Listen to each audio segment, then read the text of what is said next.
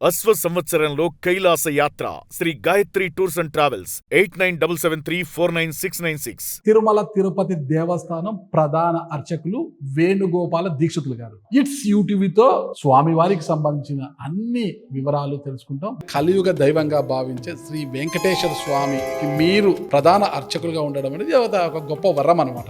ఓం నమో వెంకటేశాయ. తల్లిదండ్రులు చేసిన పుణ్యఫలం వల్ల మాకు ఈ భాగ్యం లభించిందని మేము భావిస్తూ ఉంటాము. సుప్రభాత సేవ నుంచి మళ్ళా రాత్రి స్వామివారి పవలింపు సేవ వరకు కూడా మీరు ఆ స్వామివారి సేవలోనే ఉంటారు. మీకు ఎలా అనిపిస్తుంది అసలు స్వామివారి సేవ? మొట్టమొదటిసారిగా స్వామివారి పాదాలు తాకినప్పుడు ఒక అనిర్వచనీయమైన అనుభూతి ఉంటుంది. మనం అది మాటల్లో చెప్పలేము. స్వామివారి యొక్క వైభవము ఉన్నట్టుండి ఒళ్ళు పొడుస్తుంది ఆ సమయంలో. ఉదయం పూట విఐపీల తాకిడి రంగనాయక మండపంలో కూర్చోబెట్టి వాళ్ళకు ఆశీర్వచనాలు కావచ్చు, ఇతరత్ర విషయాలు చేయడము, ఇవన్నీ స్వామివారి దర్శనానికి వస్తూ దర్శనం తర్వాత వెళ్తూ మరణించిన వారిని మనం చూస్తున్నాం. ఎందుకు జరుగుతుంటాయి అంటారు? ఈ దోషం ఏమన్నా ఉంటుందా? స్వామివారి యొక్క దోషం వల్ల అట్లా జరగడం అనేది ఉండదు. ఇవన్నీ దోష నివారణ చేసే స్వామికి దోషం ఉంటుందా? స్వామి అంటే గ్రహణం రోజు ఇవన్నీ గుడిని మూత వేస్తుంటారు.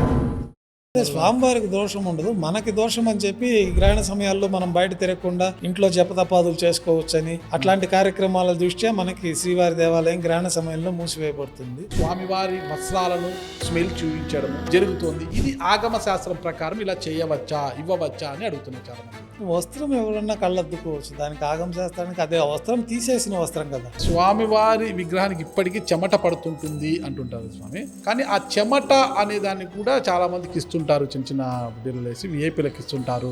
చెమటనేమి ఉండదు సార్, అదెవరు అట్లేం లేదు, అదేదో అపోహే. కానీ ఆ వార్త నేను కూడా ఎక్కడ వినలేదు. 1981లో చూసుకుంటే ఈ ప్రాంతం ఎలా ఉండేది? ఊరి చుట్టూ అన్ని ఇళ్ళు ఉండేవి, శుభ్రంగా ఇళ్ళు ఉండేది. దేవుడు వస్తుంటే అందరూ హారతులు, ఇళ్ళ ముందు హారతులు ఇచ్చుకునేవాళ్ళు. ఆడవీధుల్లో శ్రీవారి ఆలయంలో చేసే కైంకర్య పనులు, ఇతరత్ర స్థానికంగా వ్యాపారం చేసుకునే వ్యాపారస్తులు అందరూ కూడా ఇల్లులు పెట్టుకొని ఉండేవాళ్ళు. తిరుమల కొండపై ఉండే వారికి స్వామివారు ఏదో ఒక రూపంలో అప్పుడప్పుడు కనిపిస్తూనే ఉంటారు, దర్శనం ఇస్తూనే ఉంటారు అంటుంటారు స్వామి. అంటే నిత్యం మీరు గర్భగుడిలోనే ఉంటారు, స్వామికి సేవలు చేస్తుంటారు కదా, మీకు ఎప్పుడైనా స్వామివారు కనిపించడం అలాంటివి? స్వామివారు జ్ఞానంలో మనకి కనిపిస్తారు కానీ నేరుగా ప్రత్యక్షంగా అట్లా కనిపించారు. ఆ స్వామివారు ఎప్పుడు మనలోనే ఐక్యమై ఉంటారు.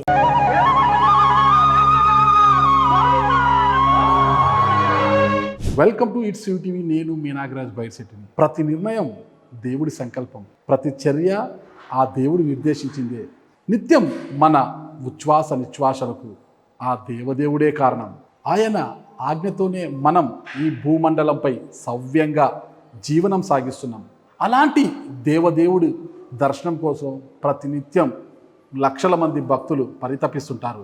కనీసం ఓ 4-5 సెకండ్ల పాటైనా ఆ బ్రహ్మాండ నాయకుడిని వీక్షించాలని పరితపిస్తుంటారు. అలాంటిది ఆయన కోవెలలో నిత్యం పూజలకు నేతృత్వం వహించడం అంటే పూర్వజన్మ సుకృతమేనని అంటున్నారు ప్రస్తుత తిరుమల తిరుపతి దేవస్థానం ప్రధాన అర్చకులు వేణుగోపాల దీక్షితులు గారు. ఆయన అనుభూతిని ఇవాళ ఇట్స్ యూటీవీతో పంచుకొనున్నారు. ఇక ఆలస్యం ఎందుకు, వేణుగోపాల దీక్షితులు గారిని అడిగి స్వామివారికి సంబంధించిన అన్ని వివరాలు తెలుసుకుంటాం. నమస్తే స్వామి. నమో వెంకటేశ్వర.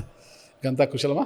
అంతా బాగున్నాను సార్. ఓకే. అంటే ప్రపంచ ప్రఖ్యాతిగాంచిన ప్రముఖ ఆధ్యాత్మిక కేంద్రం తిరుమల తిరుపతి దేవస్థానము. అలాంటి కలియుగ దైవంగా భావించే శ్రీ వెంకటేశ్వర స్వామికి మీరు అంటే ప్రతిరోజు పూజలు నిర్వహించే వారికి అందరికీ నేతృత్వం వహించడం అంటే ప్రధాన అర్చకులుగా ఉండడం అనేది ఒక గొప్ప వరం అనమాట. అది ఈ స్థాయికి రావడం. మరి ఈ స్థాయికి రావడానికి మన వేణుగోపాల దీక్షితులు గారి యొక్క జర్నీ ఎలా ఉండింది? అసలుకి కుటుంబ నేపథ్యం దగ్గర నుంచి ఇప్పటి వరకు ఎలా ఉండింది? ఓం నమో వెంకటేశాయ. కలియుగ ప్రత్యక్షంగా తిరుమల క్షేత్రంలో శ్రీవారు ఆవిర్భవించిన నాటి నుంచి మా పూర్వీకులు సుమారు 50 తరాల నుంచి స్వామివారి యొక్క కైంకర్యాలు చేసుకునే కుటుంబాల్లో జన్మించడం ఆ పూర్వజన్మ సుకృతం, భగవంతుడి అనుగ్రహము, తల్లిదండ్రులు చేసిన పుణ్యఫలం వల్ల మాకు ఈ భాగ్యం లభించిందని మేము భావిస్తూ ఉంటాము. నేను 1964 సంవత్సరంలో జన్మించడం జరిగింది. మీ తండ్రి గారు స్వామి గారు మా స్వగ్రామం తిరుపతేనండి. తిరుపతి తిరుపతి నాన్నగారి గ్రామం గొల్లపల్లి గ్రామంలో మేమందరము మొదట్లో ఉండేవాళ్ళం. గొల్లపల్లి వంశస్థులు అంటారు. గొల్లపల్లి వంశస్థులని మన తిరుపతి అలిపిరి నుంచి ఒక 6 కిలోమీటర్ల దూరంలో రామానుజపల్లి పక్కన గొల్లపల్లి అని ఒక గ్రామం ఉంది. నాన్నగారి పేరు? నాన్నగారి పేరు రామచంద్ర దీక్షితులు, ఓకే. తాతగారి పేరు సుందరరామ దీక్షితులు, ముత్తాత గారి పేరు పాపన్న దీక్షితులు. ఇట్లాగూ మాది 50 తరాల నుంచి స్వామివారి సేవ చేసుకుంటూ స్వామివారి సేవలోనే అందరూ మా కుటుంబీకులంతా కూడా స్వామివారి సేవ, శ్రీ వరాహ స్వామివారి ఆలయము, శ్రీ వెంకటేశ్వర స్వామివారి ఆలయంలో కైంకర్యాలు చేసుకునే కుటుంబాలు భారద్వాజ గోత్రీకులు. 2 కుటుంబాల వారికి మాత్రమే తిరుమల క్షేత్రంలో ఉంటుంది. భారద్వాజ గోత్రీకులు 2, ఒకటి పైడిపల్లి ఫ్యామిలీ. మా గొల్లపల్లికి ఇంకొక 10 కిలోమీటర్ల దూరంలో పైడిపల్లి అనే మరొక గ్రామం ఉంది. ఆ గ్రామస్తుల్లో ఉండేవాళ్ళు కూడా పైడిపల్లి కుటుంబీకులుగా, వారి కుటుంబీకులు కూడా ఇక్కడ స్వామివారి సేవ చేసుకుంటూ ఉంటారు. భారద్వాజ గోత్రంలో మరో కుటుంబంలో గొల్లపల్లి ఫ్యామిలీగా మేమందరం కూడా స్వామివారి సేవ. మీరు భారద్వాజ గోత్రం? భారద్వాజ గోత్రం. అంటే మీ విద్యాభ్యాసం చిన్నతనంలో అంతా తిరుపతి? మాదంతా తిరుపతిలోనే విద్యాభ్యాసం అంతా పూర్తయింది. చిన్నతనం నుంచి స్వామివారి ఆలయంలోకి మాకు సుమారు 80వ సంవత్సరం 79వ సంవత్సరంలో మాకు ఉపనయనాది కార్యక్రమాలు జరిగింది. అప్పటి నుంచి స్వామివారి ఆలయానికి మాకు అప్పట్లో వంతుల వారీగా ఉండేది. వేదం అంతా ఎక్కడ చేశారు మీరు సార్? వేదశాస్త్రం అంతా వేదమంతా తిరుపతి గురుకులంలోనే మన ఆగం పండిట్ శ్రీనివాసాచార్యులని, కేశవాచార్యులు గారని అట్లా మనకి పెద్దవాళ్ళందరూ ఉన్నారు. వారి దగ్గర విద్యను అభ్యసించడం జరిగింది.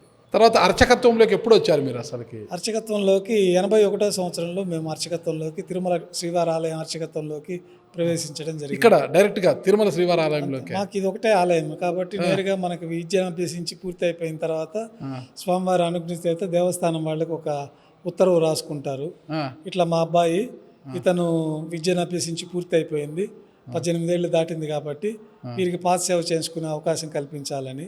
అప్పుడు మనం రికగ్నైజ్ అవుతాం. ఆ కుటుంబీకుల గారి తరఫున మనం ఇక్కడ నెక్స్ట్ జనరేషన్లో వచ్చి స్వామి సేవ చేసుకోవడానికి అన్నట్టుగా ఆ పాదసేవ కార్యక్రమం 81వ సంవత్సరంలో జరిగింది. ఆ రోజు నుంచి స్వామివారి కైంకర్యాల్లో విశేషంగా సంవత్సరానికి ఒకసారి ఇట్లా బ్రహ్మోత్సవాలు అన్ని కుటుంబాల వాళ్ళు వస్తారు. తర్వాత వాళ్ళ వంతును బట్టి వాళ్ళు ఒక సంవత్సరం రోజుల పాటు కైంకర్యాలు చేస్తారు.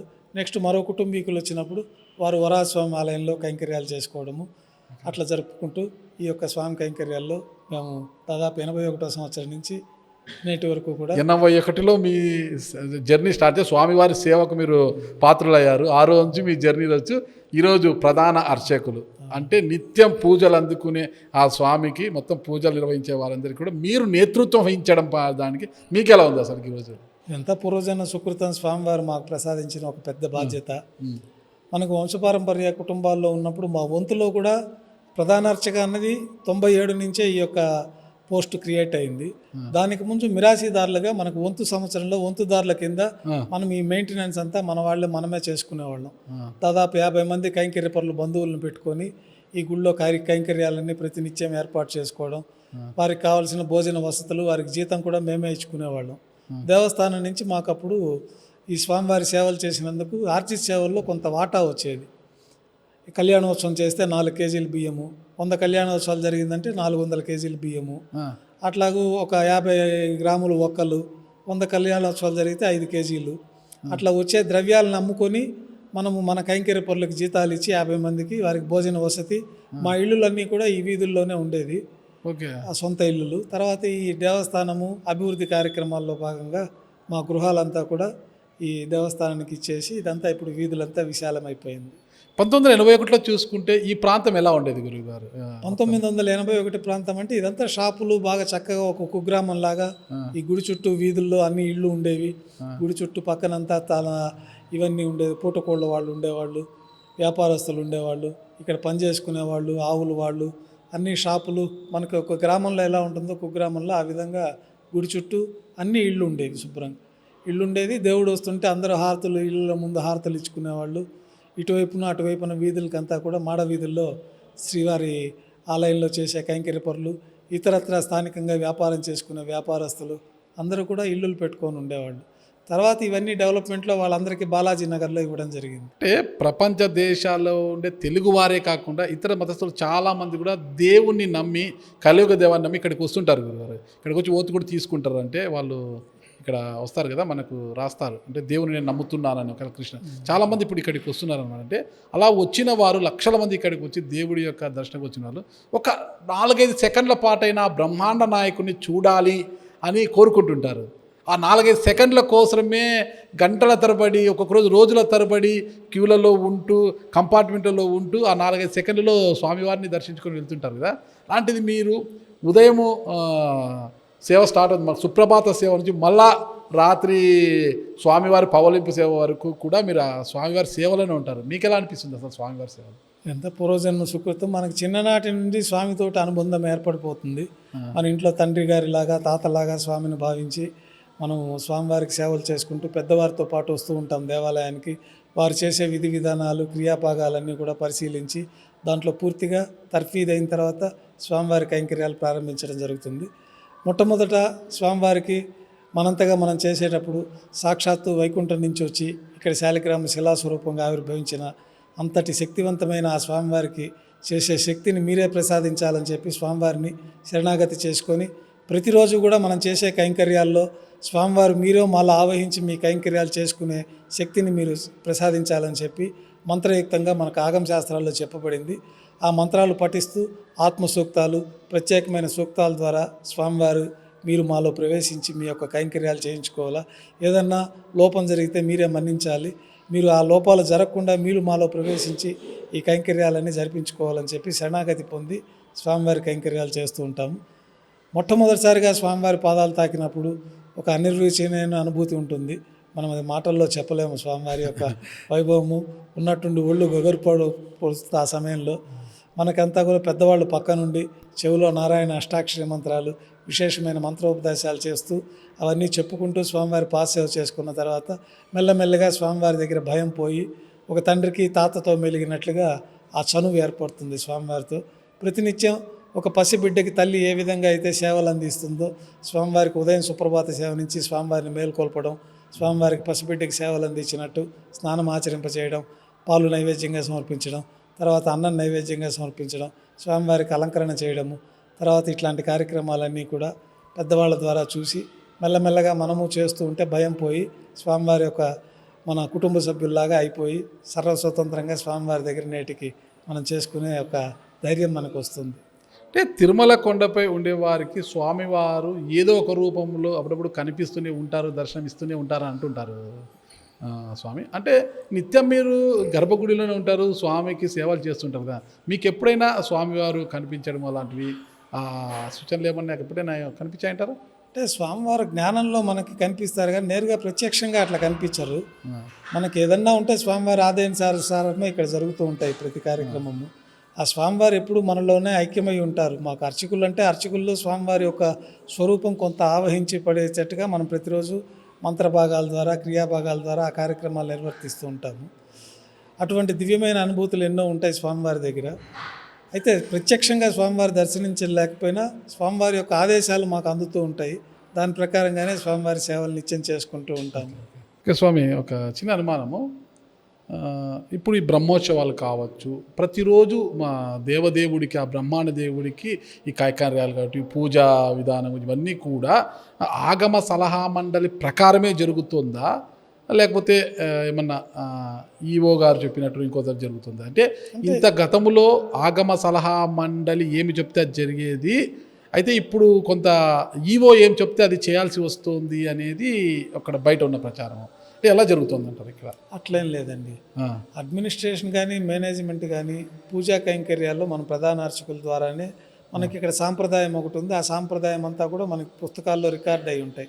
ఏ రోజు ఏ విధంగా జరగాలనేది క్రియాభాగాలంతా మనకి పూర్వకాలం నుంచి కూడా ప్రతిరోజు గుళ్ళో ఉదయం సుప్రభాత సేవ నుంచి రాత్రి ఏకాంత సేవ వరకు ఏమేమి జరగాలన్నదంతా కూడా పుస్తకాలలో మనకి రికార్డ్ చేయబడి ఉంటుంది. ఓకే, దీంట్లో అధికారుల ఇంటర్ఫీరెన్స్ ఎప్పుడూ ఉండదు. ఈవో గారు వాళ్ళ పర్యవేక్షణ అంతా అడ్మినిస్ట్రేషన్ వైపు చూసుకుంటూ ఉంటారు. దీంట్లో యాజమాన్యం తరఫున సంకల్పాన్ని తీసుకుంటారు. ఈ యొక్క ఉత్సవాలన్నీ కూడా వాళ్ళ అడ్మినిస్ట్రేషన్ పర్యవేక్షణలన్నీ వాళ్ళు చూసుకుంటూ ఉంటారు. ఆగమోక్తమైన కార్యక్రమాలన్నీ కూడా ప్రధాన అర్చకుల పర్యవేక్షణలో ఆగమ సలహా మండలి కూడా ఉంటుంది. వారు కూడా ఇక్కడ ఏదైనా సలహాలు ఇవ్వదలుచుకుంటే ఇస్తారు. మామూలుగా ఆగమ ప్రకారమే జరుగుతుంది కాబట్టి ప్రత్యేకంగా సలహాలు ఇచ్చే అవకాశం ఇక్కడ ఉండదు. రొటీన్గా జరిగే కార్యక్రమాలే కదా బ్రహ్మోత్సవాలని. ఈరోజు కొత్తగా జరగదు కదా. కొత్తగా ఏదన్నా సేవ ప్రవేశపెట్టాలంటే ప్రతిరోజు కూడా స్వామివారి యొక్క పూజ కైంకర్యాలు ఇవన్నీ కూడా ఆగమ సలహా మండలి నిర్ణయం ప్రకారమే జరుగుతుందా? ఇక్కడ జరిగే విధానం ప్రకారం జరుగుతుంది. ఆగమ సలహా మండలిలో భిన్న ప్రదేశాల నుంచి వచ్చి ఉంటారు వాళ్ళు, వారికి భిన్న సాంప్రదాయాలు ఉంటాయి. కానీ ఇక్కడ సాంప్రదాయం ఏదైతే ఉందో ఆ ప్రకారమే జరుగుతుంది. ఏదన్నా సందేహం ఉన్నప్పుడు ఆగమ సలహా మండలి వారిని ఆ క్లారిటీ తీసుకుంటారు, ఆగమపరంగా ఏమన్నా ఇబ్బందులు ఉన్నాయా అనేది విషయం గురించి. అంటే స్వామి రెగ్యులర్గా జరిగే కార్యక్రమాలకు ఆగమ సలహా మండలి దాంట్లో ఇంటర్ఫీరెన్స్ ఉండదు సహజంగా. నాకు తెలుసు స్వామి, నాకున్న తెలుసు, పెద్దల ద్వారా తెలుసుకుంది. 1960 వరకు తీసుకుంటే కదా స్వామివారికి ఉదయం 5 గంటలకు స్టార్ట్ అయితే స్వామివారి యొక్క పూజ దర్శనము సాయంత్రం 6 గంటలకు ముగిసిపోయేది. ఇప్పుడు అలా కాకోకుండా అసలు సుప్రభాతం స్టార్ట్ అయితే మళ్ళా కూడా రాత్రి 1:30 వరకు కూడా స్వామివారి సేవలు ఆయన దర్శనాలు జరుగుతూనే ఉంటాయి. విఐపీల తాకిడి అది వస్తుంటుంది. మధ్యలో ఒక హాఫ్ అన్ అవర్ అలా తీసేసి మళ్ళా సుప్రభాతంతో మళ్ళీ స్వామివారిని మేలకొలుపుతుంటారు అనమాట. అంటే స్వామివారికి కునుకు కరువైందనమాట. అంటే లక్షలాది మంది భక్తులు వస్తున్నారు. గతంలో విరామం ఉండేది దేవుడికి, దేవదేవుడికి. ఇప్పుడు విరామమే లేదు, కంటి మీద కునుకు కరువైంది అంటున్నారు అనమాట.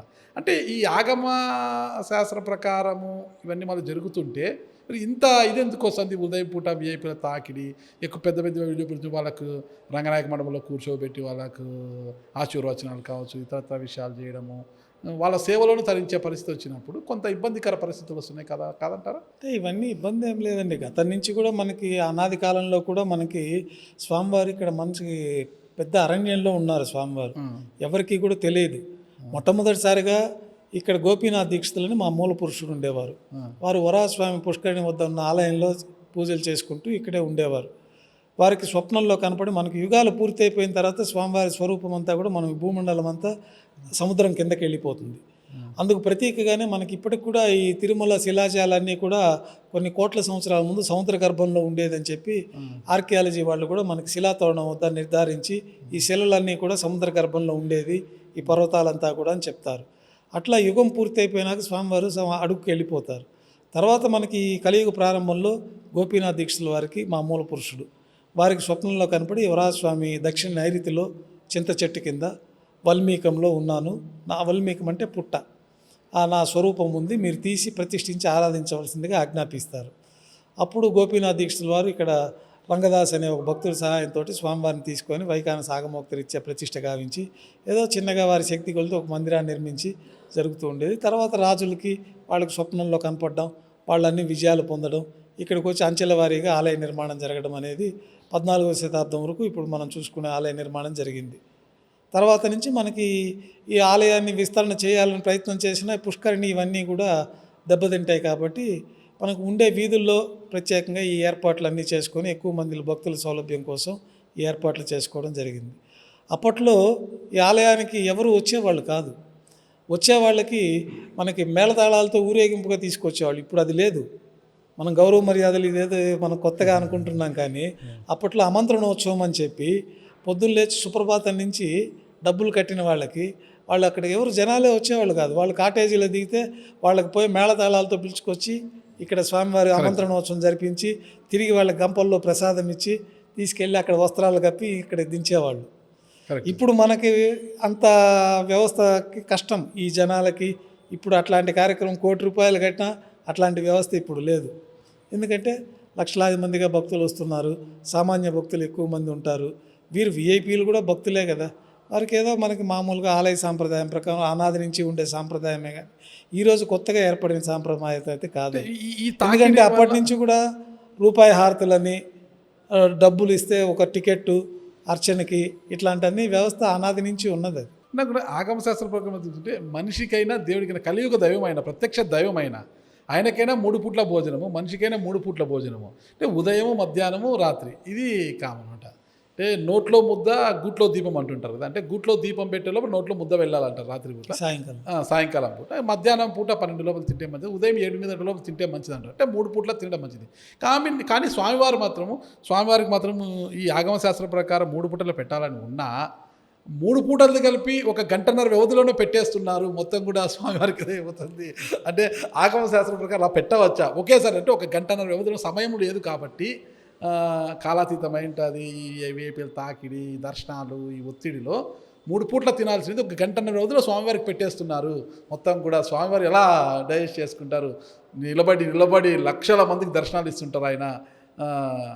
ఎలా అనేది చాలామంది అడుగుతున్నారు. అంటే అది అవాస్తవం అండి. స్వామి. గంటన్నర వ్యవధిలో మనకు నైవేద్యం పెడతామనేది ఎప్పుడూ లేదు. అదేదో వాళ్ళకి ఎవరో సృష్టించిందే కానీ ఇప్పుడు మనకు ఉదయం 6 గంటలకు నైవేద్యం అవుతుంది. స్వామి.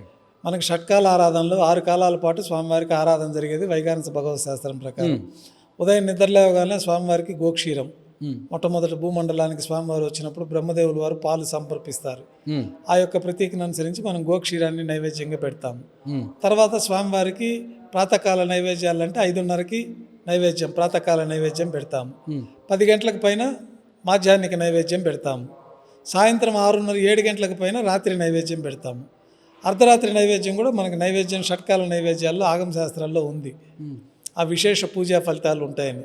అయితే జనం లేకపోతే ఆ వ్యవస్థ దేవాలయంలో మనకి ఆర్థిక పుష్టి లేకపోతే ఇంత వైభవం ఏ గుళ్ళో జరగదు. ఇప్పుడు మన పల్లెటూరు దేవాలయాలు చూస్తారు మీరు, మనం అనుకుంటాం మనం 3 పూట్ల భోంచేస్తున్నామని. పల్లెపూట దేవాలయాల్లో చిన్న గ్రామాల్లో ఉండే దేవాలయాల్లో 1 పూట నైవేద్యం పెట్టేస్తారు అంతే. అక్కడ ఆర్థిక పుష్టి ఉండదు, జనాలు వచ్చేవాళ్ళు ఉండదు. వాడి అర్చకుడే వెళ్ళి వాడే దీపం సర్దుకొని వాడే సరి చేసుకొని వాళ్ళ ఇంట్లో వంట చేసుకుపోయి 1 పూట నైవేద్యం పెట్టి 4 ఊర్లలో వాడే వెళ్ళి నైవేద్యం పెట్టే కార్యక్రమాలు కూడా ఉన్నాయి. 1 పూటే నైవేద్యం ఆగమోక్తంగా అది కూడా నిర్వహించే దేవాలయాలే. కానీ తిరుమల క్షేత్రంలో అట్లా కాదు కదా. లక్షలాది మంది భక్తులు వస్తుంటారు. ఆలయంలో స్వామివారికి జరగాల్సిన షట్కాల నైవేద్యాలన్నీ కూడా యథావిధిగా మనకి ఆయా టయాల ప్రకారమే జరుగుతుంది. మనకి 10:30కి 2వ గంట వస్తుంది, 6 గంటలకు మొదటి గంట నైవేద్యం, రాత్రి 7:30 పైన 2వ గంట మామూలు రాత్రి నైవేద్యం, 9 పైన 8 తర్వాత తిరువీస నైవేద్యం అని అర్ధరాత్రి నైవేద్యం ఉంటుంది. తర్వాత ఏకాంత సేవలో పాలు పండ్లు నైవేద్యంగా ఉంటాయి. స్వామివారికి అట్లా ఆహారం లేకుండా నిరాహారంగా ఉంచడం అనేది ఎప్పుడు జరగదు. అంటే అదేదో కొంతమందికి అట్లా అపోహ, ఏదో దాన్ని అపోహ ఉందనే అదే స్వామి. బయట ఎలాంటి విమర్శ అంటే స్వామివారు కలియుగదేమో ఆగమ శాస్త్రం ప్రకారమే అన్నీ జరుగుతున్నాయి, ఖచ్చితంగా ఆగమ శాస్త్ర సలహా మండలి సూచనల మేరకు ఆగమ శాస్త్రం ప్రకారమే స్వామివారికి నిత్య పూజలు కావచ్చు కైంకర్యాలన్నీ జరుగుతున్నాయి. కానీ చిన్న చిన్న విమర్శలు, ర్యాంపు వేయకూడదు ఆలయంలో, ఆ ర్యాంపు వేశారు అదే ఇది కదా. ఇంకొకరు ఏమంటున్నారంటే వచ్చే విఐపీలు దర్శనం బయటకు వచ్చానే మనకు సుబేదార్ గది ఉంటుంది, అక్కడికి తీసుకెళ్ళి స్వామివారి వస్త్రాలను స్మెల్ చూపించడము, స్వామివారి చెమట అంటూ వారికి ఇవ్వడము జరుగుతుంది. ఇది ఆగమ శాస్త్రం ప్రకారం ఇలా చేయవచ్చా, ఇవ్వవచ్చా అని అడుగుతున్నారు చాలామంది. వస్త్రం ఎవరన్నా కళ్ళద్దుకోవచ్చు, దానికి ఆగమ శాస్త్రానికి అదే వస్త్రం తీసేసిన వస్త్రం కదా, నిర్మాల్యం కిందే అది తీసేసిన వస్త్రము. తర్వాత ఎవరో స్వామీజీలకో ఎవరికో ఒకరికి ఆ వస్త్రం బహుమానంగా ప్రెసిడెంట్, గవర్నర్లు, మనకు కొంత ఆలయ సాంప్రదాయం ఉన్నది, ఎవరెవరికి ఇవ్వాలనే ప్రోటోకాల్, వారికి ఆ వస్త్ర సమర్పణ గావించడం అనేది మనకు మఠాధిపతులు ఉంటారు. వాళ్ళందరూ కూడా ఒక 15-20 మంది మఠాధిపతులకి పురాతన కాలమైన మఠాలకి స్వామివారి ఆలయాన్ని సందర్శించినప్పుడు వారికి స్వామివారి శేష వస్త్రాన్ని సమర్పించడం అనేది ఆనవాయితీనే. అది మనకి ఇక్కడ ఏదో సబర రూమ్లో అవకాశాన్ని బట్టి అందరికీ అంటే అక్కడ మళ్ళీ లైన్ అయిపోతుంది, అది సాధ్యమయ్యే పని కాదు. కాబట్టి ఏదో అవకాశం ఉన్నప్పుడు ఆ వస్త్రాన్ని వారికి దర్శించిన ఇష్టము వాళ్ళు కళ్ళకద్దుకొని అక్కడ పెట్టేస్తారు. అంతేగాని వేరే రకంగా అదేమి పెద్ద ఆగమ శాస్త్రపరంగా అది పెద్ద తప్పు అనే విషయం ఎక్కడ లేదు. స్వామివారి విగ్రహానికి ఇప్పటికీ చెమట పడుతుంటుంది అంటుంటారు స్వామి. ఆ చెమట అనేది తుడిచినప్పుడు అది తుడుస్తుంటారంటే, కానీ ఆ చెమట అనే దాన్ని కూడా చాలామందికి ఇస్తుంటారు, చిన్న చిన్న బిడ్డలు వేసి విఐపీలకు ఇస్తుంటారు, స్వామివారి చెమట అంటూ కూడా ఇస్తుంటారు అనేది కూడా బయట వినిపిస్తుంది. చెమట అసలు ఏం లేదండి, అదేదో కొంచెం అపోహే. కానీ స్వామివారి దివ్య స్వరూపం శాలిగ్రామ శిలాస్వరూపం, చక్కగా మనం అభిషేకం చేస్తాము, పాలతోటి మొదట అభిషేకం అవుతుంది.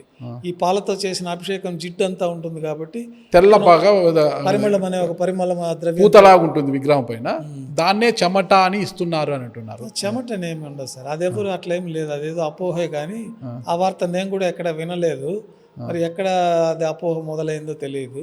మరి ఇప్పటికీ స్వామివారికి మనం ఎంత పూజలు చేసినా కూడా చెమట పడుతూనే ఉంటుంది స్వామివారికి అంటుంటారు. చెమట అనేది ఉండదు స్వామి? అట్లేమి ఉండదు సార్. అభిషేకం తర్వాత చెమ్మ ఉంటుంది కదా, ఆ చెమ్మను మనం బాగా తెల్లటి శ్వేత వస్త్రంతో తుడిచేస్తాం. తుడిచేసినాక ఇంక వస్త్రాలంకరణ చేసేస్తాం. వస్త్రాలంకరణలో మనకి చెమట పట్టడము, స్వామివారికి మిగతా అంత ఆభరణాలు పూర్తిగా కవర్ అయిపోయి ఉంటాయి, ఎక్కడ చెమట అనేది మనం ఏం కనపడదు. ప్రతిరోజు మనము తైలం కూడా సమర్పణ చేస్తుంటాము ముఖమండలంలో, అట్లా చెమట ఎప్పుడు ఉండదు. అదేదో కొంచెం అపోహలు రకరకాలుగా. మరొక అపోహ కూడా బయట ఉంది స్వామి, స్వామివారి విగ్రహం వెనకాల వెంట్రుకలు ఉంటాయి ఇప్పటికీ కూడా అనేది కూడా చాలా ప్రచారం జరుగుతుంది స్వామి. అది కూడా ఒక అపోహనే స్వామి? నిజంగా అది కూడా అపోహేనండి. అంటే స్వామివారు సాక్షాత్తు వైకుంఠం నుంచి భూలోకానికి వచ్చినప్పుడు ఏ రూపంలో ఉన్నారో ఆ రూపంలోనే శిలాస్వరూపం అయిపోయారు. శిలాస్వరూపం అయిపోయినాక వెనకాల విరజాలు ఉంటాయి. రాజులకి ఇక్కడ భుజాల వరకు కేశాలు ఉంటాయి. మనకి పాత కాలంలో కిరీటం వేసుకుంటారు, శిరశ్చక్రం ఉంటుంది, విరజాలంతా కూడా కింద భుజాల వరకు ఉంటుంది. ఆ విరజాలే రాయి స్వరూపం, శిలాస్వరూపం అయిపోయాయి. అది ప్రత్యేకంగా మన మానవ వెంట్రుకల్లాగా ఉండదు. ఆ శిలలో అయిపోయి మనకు తెలుస్తుంది, సన్న సన్న గీతలుగా గరుగ్గా వెంట్రుకలు అనేది భావన మనకు తెలుస్తుంది. కానీ మనం పీకితే వచ్చే వెంట్రుకలు మానవ దేహం పైన ఉండే వెంట్రుకలు లాగా అక్కడ ఉండదు. అది కూడా కొంతమంది అపోహ, ఏదో వాళ్ళకి తెలిసి తెలియక ఏదో కొంతమంది ఒక ఐడెంటిటీ కావాలని ఇట్లా ఏదో ఒక విషయాన్ని తీసుకెళ్తే వాళ్ళకి ఐడెంటిటీ వస్తుందని ఏదో రకాలుగా వాళ్ళకి ఏదో ఎక్కడో అనిపించి అట్లా అనుకోవడమే, కానీ అట్లా ఎప్పుడూ లేదు ఇక్కడ. అంతా ఒక ట్రాష్ అంతే, అంతా అలాంటి అపోహలే, అపోహలు మాత్రమే. ఇంకోటి అసలు ఈ వాస్తు పండితులు కూడా ఒకటి అంటుంటారు అనమాట, వెంకటేశ్వర స్వామికి గుడికి వాస్తు బాగుంది, ఈశాన్యంలో అంటే పుష్కరిణి ఉంది కదా, జలం ఉంది కాబట్టి ఆయనకు ఇంత దేదీప్యమానంగా ఆయన వెలిగిపోతున్నారు. శ్రీకాళహస్తి ఆలయానికి వాస్తు లేదు, అందుకే శ్రీకాళహస్తికి తిరుపతి దేవస్థానంకి ఉన్నంత విశిష్టత ఉండదు, తక్కువ భక్తులు వస్తారు అక్కడికి అంటుంటారు. అంటే దేవుడికి కూడా వాస్తు ఉంటుందా స్వామి? కాదండి, ఇది శిల్పశాస్త్రాన్ని అనుసరించే చేస్తారు. కానీ వాస్తు దేవుడికి అంత తీవ్రంగా వర్తింపచేయడం అనేది ఇటీవల కాలంలో వాస్తు అనేది ఎక్కువైంది. అంతకుముందు మన పెద్దవాళ్ళ ఇళ్లలో అంతా మనకంత వాస్తు మన పెద్దవాళ్ళు ఎవరు చేసేవాళ్ళు కాదు. నైరుతిలో ఇది ఉండాలా, ఈశాన్యంలా ఉండాలనేది మెయిన్గా ఆగ్నేయం ఒకటి చూసుకునేవాళ్ళు అప్పట్లో, వంటకి సౌలభ్యంగా లోపలగా ఉంటుందని ఆ దిక్కును బట్టి. వాస్తు అయితే దేవాలయాల్లో విమానార్చన కల్పమని మన ఆగమ గ్రంథాల్లో ఏ ప్రకారం అయితే నిర్మాణ శైలి ఉంటుందో ఆ ప్రకారమే నిర్మాణ శైలిలో ఉంటుంది. శైవ ఆలయాలకి ఆ శైవ ఆగమ శాస్త్రం ఉంటుంది. దాంట్లో వాళ్ళ నిర్మాణ శైలి ఏ విధంగా ఉండాలని ఆగమ శాస్త్రాల్లో వాళ్ళకి నిర్దేశించి ఉంటుంది. ఆ విధంగానే ఉంటుంది. ఇది యాదృచ్ఛికంగా స్వామివారి పుష్కరిణి మొదట ఉన్నది ఇక్కడ, వరాహస్వామి పుష్కరిణి, వరాహస్వామి వారి ఆలయము ముందట వరాహ క్షేత్రం ఇది. తర్వాత స్వామివారు ఆయన అనుమతితోటి దక్షిణ నైరుతిలో ఆయన స్థలం ఇస్తే ఆయన ఇక్కడ ఆవిర్భవించారని మనకి పురాణం. అందుకే మనకి తిరుమల క్షేత్రంలో మొట్టమొదటిగా స్వామి పుష్కరిణి స్నానము, వరాహస్వామి దర్శనము, తర్వాత శ్రీ వెంకటేశ్వర స్వామి దర్శనంతో యాత్ర పరిపూర్ణమవుతుందని మనకి ఇక్కడ తిరుమల ఆచారం. తిరుమల దర్శనానికి వచ్చారు, మొట్టమొదటిగా ఎవరి దర్శనం చేసుకోవాలి? వరాహస్వామి దర్శనం చేసుకోవాలి, వరాహస్వామి, తర్వాత వెంకటేశ్వర స్వామి దర్శనం. తిరుచారూరు అమ్మవారిని దర్శనం చేసుకున్న తర్వాత ఇక్కడికి రావాలనేది కూడా అది వాళ్ళకి సౌకర్యాన్ని బట్టి ఒక అలవాటు అయిపోతుంది. అలవాటు ప్రకారం వాళ్ళు అట్లే అలవాటుగా కుటుంబ అలవాటు అయిపోతుంది. ఇప్పుడు మొట్టమొదటిసారిగా వాళ్ళు ఏదో వచ్చి టైం ఉంటుంది, తిరుచానూరు దర్శనం చేసుకొని ఉంటారు ఫస్ట్ అమ్మవారిది. ఇంకా నెక్స్ట్ టైం నుంచి వాళ్ళకి ఇదే అలవాటు, మొదట ఇక్కడ చేసుకొని స్వామి దగ్గరికి వెళ్ళిపోదాము, లేట్ అయినా అక్కడి నుంచి చూసుకొని డైరెక్ట్ ఊరికి వెళ్ళిపోవచ్చు అని ఏదో వాళ్ళకి ఒక విధానాన్ని ఏర్పరచుకొని ఆ విధంగా వాళ్ళకి అట్లా అలవాటు అయిపోయి ఉంటుంది. అట్లా నియమం అయితే ఇక్కడ ఏం లేదు. అమ్మవారు కానీ తర్వాత కాళహస్తి కానీ కాణిపాకం కానీ ఇవన్నీ వాళ్ళ సౌకర్యానుసారంగా దర్శనాలు చేసుకుంటారు. అయితే వాళ్ళకి ఒకసారి మీరు పిల్లలతో ఒకసారి 2 సార్లు ఈ విధంగా చేశారంటే వాళ్ళకి అదే అలవాటు అయిపోతుంది. మీకు కూడా ఇట్లా పోతే బాగుంది, మనకు కంఫర్ట్గా అయిపోయింది, అన్నీ బాగుంది మనకని అనిపించి అదే విధానాన్ని మీరు అవలంబిస్తూ ఉంటారు. అదే ఒక అలవాటుగా మారిపోతుంది. మొట్టమొదటిగా వరాహస్వామి దర్శనం, తర్వాత స్వామివారి దర్శనం, తర్వాత ఎవరినైనా దర్శనం చేసుకోవచ్చు. ఇక్కడ పూర్తి వైఖాన సాగమం ప్రకారమే జరుగుతుంది. మొత్తం వేరే స్వామివారి అర్చన కైంకర్యాలన్నీ కూడా శ్రీ వైఖాన సాగమం ప్రకారమే జరుగుతుంది. ముఖ్యంగా వైఖాన సాగమం ఆవిర్భావం కూడా పాంచరాత్ర ఆగమము అంటే ఏంటి స్వామి, అసలు ఎలా చేస్తారు? పాంచరాత్ర ఆగమం అని ఈ యొక్క ఆగమాలన్నీ కూడా మనకి రాక్షసులు తీసుకెళ్ళిపోయినప్పుడు 5 రోజుల పాటు ఈ తాంత్రిక విధానంలో కొంత ఈ పాంచరాత్ర ఆగమం అనే విధానం ఏర్పడింది. అది ఆగమాన్ని అనుసరించే వాళ్ళు శ్రీ వైష్ణవులు వాళ్ళంతా కూడా ఆగమాన్ని అనుసరించి ఆగమం ప్రకారం కూడా దేవతారాధనలు, దేవాలయాల నిర్మాణం జరుగుతూ దేవాలయంలో పూజాది కైంకర్యాలు జరుగుతూ ఉంటాయి. తిరుచానూరు ఇప్పుడు ఆ పాంచరాత్ర ఆగమం ప్రకారమే జరుగుతుంది. శ్రీవారి ఆలయంలో మటుకు వైఖాన సాగమం ప్రకారమే. ఎందుకంటే స్వామివారు భూలోకంలోకి రావడానికి ముందు దేవతలంతా పిలుస్తారు, ఋషులందరినీ పిలుస్తారు. పిలిచి నేను అర్చావతార శాలిగ్రామ శిలాస్వరూపంగా భూలోకంలో కలియుగాంతం వరకు ధర్మం 3 పాదాల్లో ఉంటుంది, భక్తులందరినీ రక్షించడానికి ఆర్తజన బాంధవుడు, అనాథ రక్షకుడు వెంకటేశ్వర స్వామివారు, విష్ణువు కాబట్టి కోరిన కోరికలు తీర్చి వాళ్ళందరినీ రక్షించడానికి భూలోకంలో ఆవిర్భవించాలా. అట్లా ఆవిర్భావం జరిగిన తర్వాత నాకు నిత్యం జరిగే ఆరాధనలన్నీ కూడా భూలోకంలో స్థిరంగా ఉండడానికి అర్చావతార స్వరూపంగా నాకు జరగవలసిన కైంకర్యాలు, నాకు జరగవలసిన ఈ ఉపచారాలన్నీ కూడా జరిపించాల్సడానికి విధి విధానాలు ఏర్పాటు చేయమని ఋషులందరినీ అడుగుతారు. ఆ ఋషులందరూ స్వామి మీకు అట్లా చేసే శక్తి సామర్థ్యాలు మాకు లేవు, అట్లాంటి విధానాన్ని ఏర్పరిచి దాంట్లో ఏమన్నా అపచారం జరిగితే అది మాకు తగులుకుంటుంది కాబట్టి అట్లా మేము చేయలేము, దానికి మీరే ఏదో ఒక మార్గాన్ని మీ ఆత్మకే తెలిసి ఉంటుంది, మీకు ఏ విధంగా అయితే మీరు సంతృప్తిగా ఉంటారో ఆ విధానాన్ని మీరే సూచించాలని చెప్తారు. చెప్పినప్పుడు ఆయన ఆత్మస్వరూపంలో నుంచి వికనస మహర్షి అనే ఒక మహర్షి ఆవిర్భావం చెందుతారు. ఆ ఆవిర్భావం చెందిన వికనస మహర్షి శంకుచక్రాలతోటి వస్తారు. వారు భృగు, అత్రి, కశ్యప, మరీచి మహర్షులను పెట్టుకొని ఈ వైఖానస విధానాన్ని, పూజా విధానాన్ని, అత్యంత ప్రాచీనమైన పూజా విధానం, మనకు విష్ణు సహస్రనామంలో కూడా వైఖానస మగాయ నమః అని ఉంటుంది, మన సహస్రనామావళిలో కూడా వైఖానస మునిశ్రేష్ఠ పూజితాయ అని ఉంటుంది. కాబట్టి ఇవన్నీ శ్రేష్టమైందని చెప్పి స్వామివారు ఆదేశం మేరకే యాగం ఏర్పడింది. ఆయనే ఆత్మస్వరూపంలో నుంచి యాగం ఉద్భవించింది. కాబట్టి తిరుమల క్షేత్రంలో అనాది నుంచి వైఖానస ఆగమం ప్రకారమే ఆ విధి విధానాలు, ఆ ఋషులు ఏర్పాటు చేసిన విధానాలు అనుసరించే ఉత్సవాలు కానీ, ప్రతిరోజు సుప్రభాత సేవ నుంచి రాత్రి వరకు జరిగే కైంకర్యాలు కానీ, ఈ విధానాలన్నీ కూడా మనకి వైఖానస భగవత్ శాస్త్రం ప్రకారమే జరుగుతుంది. తిరుమలలో స్వామివారికి జరిగే పూజలు ఎలా ఉంటాయి? మీరు తిరుచానూరులో పూజా విధానం తేడా ఏముంటుంది స్వామి? పూజా విధానం అంతా సహస్రనామము, అష్టోత్తరము ఇవన్నీ కూడా యథావిధిగానే ఉంటాయి. కాకపోతే వైఖానస ఆగమంలో యజ్ఞయాగాదులు మంత్రభాగం ఎక్కువ ఉంటుంది, వాళ్ళకి క్రియాభాగం ఎక్కువ ఉంటుంది. ఓకే. ఇక్కడ మంత్రభాగంతో పాటు క్రియాభాగం కూడా ఎక్కువ ఉంటుంది.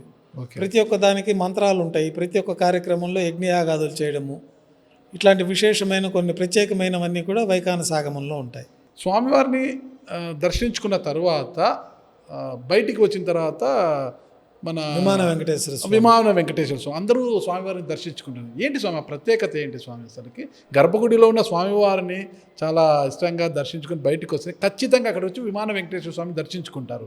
ఏంటి దాని ఫలం ఏంటి అసలు? మనకి తిరుమల క్షేత్రంలో స్వామివారు ఈ ఉత్తరం వైపున విమాన వెంకటేశ్వర స్వామిగా స్వామివారి స్వరూపం ఒకటి మనకు ఆనంద నిలయం పైన మనం దర్శించుకోవచ్చు.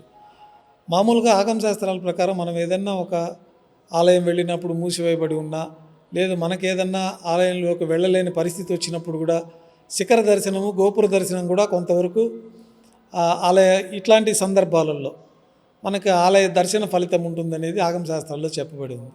ఆ విధంగా గతంలో మనకి దేవాలయం మూసివేయబడి ఉండేది, అరణ్యము, మనం ఏదో పొద్దున వచ్చి మనం పెద్దవాళ్ళు నైవేద్యం పెట్టుకొని కిందకి దిగేసేయడము, 2 పూటల నైవేద్యము, పొద్దున ఒక నైవేద్యం, మధ్యాహ్నం కూడా పెట్టుకొని దిగేసేయడం, అట్లాంటి కార్యక్రమాలు ఉంటాయి. అట్లాంటప్పుడు కానీ ఇతరత్ర ఆలయ ప్రవేశం లేని సందర్భాలు ఏమన్నా ఉంటే అట్లాంటప్పుడు శిఖర దర్శనము, మన ఆనంద నిలయం పైన ఉన్న విమాన వెంకటేశ్వర స్వామి దర్శనం చేతనే మనకు స్వామివారి దర్శనం చేసుకున్న ఫలితం ఉంటుందని చెప్పి తిరుమల క్షేత్రంలో విశేషంగా మనకి ఆ యొక్క సాంప్రదాయం ఉన్నది అనాది నుంచి. మనకి ఆరాధన చేసేటప్పుడు కూడా లోపల నుంచి విమాన వెంకటేశ్వర స్వామికి కూడా మనం ప్రతిరోజు నైవేద్యము, ఆరాధన కూడా లోపల నుంచే మనం చేస్తూ ఉంటాం. కాబట్టి ఆ ఒక ప్రత్యేకమైన ఆచార సాంప్రదాయం తిరుమల క్షేత్రంలో ఉన్నది. అదే స్వామి. ఒకటి స్వామి, కలియుగ దైవము, ప్రత్యక్ష దైవం అంటారు. కోరిన వారికి కొంగు బంగారంగా ఉండే దేవుడు, అడిగిన వారికి కొన్ని వరాలు ఇచ్చే దేవుడు అంటుంటారు కదా. ఎక్కడెక్కడో దూర ప్రాంతాల నుంచి స్వామివారి దర్శనం కోసం వస్తుంటారు, వాహనాల్లో వస్తుంటారు, పోతుంటారంట.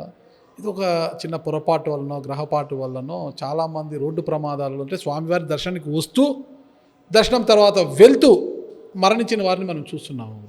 ఎందుకు అసలు స్వామివారి దర్శనం కోసం వచ్చేవారు కావచ్చు, దర్శనం చేసుకుని వెళ్ళేవారు కావచ్చు, ఇలా ప్రమాదవశాత్తు మరణిస్తుంటారు. రోడ్డు ప్రమాదాలు ఎంతోమందిని చూస్తున్నాం మనం. ఎందుకు జరుగుతుంటాయి అంటారు గురుగారు? ఎక్కడ ఈ దోషం ఏమన్నా ఉంటుందా? ఇక్కడ దోషాలు ఏముండవండి. ఇవన్నీ వాళ్ళ పూర్వజన్మ కర్మానుసారంగా వాళ్ళకి ఏ విధంగా అయితే వాడికి రాసి పెట్టుందో ఆ విధంగా అట్లాంటి కార్యక్రమాలు జరగాల్సినవి జరుగుతూ ఉంటాయి. కానీ స్వామివారి వద్ద స్వామివారి యొక్క దోషం వల్ల అట్లా జరగడం అనేది ఉండదు.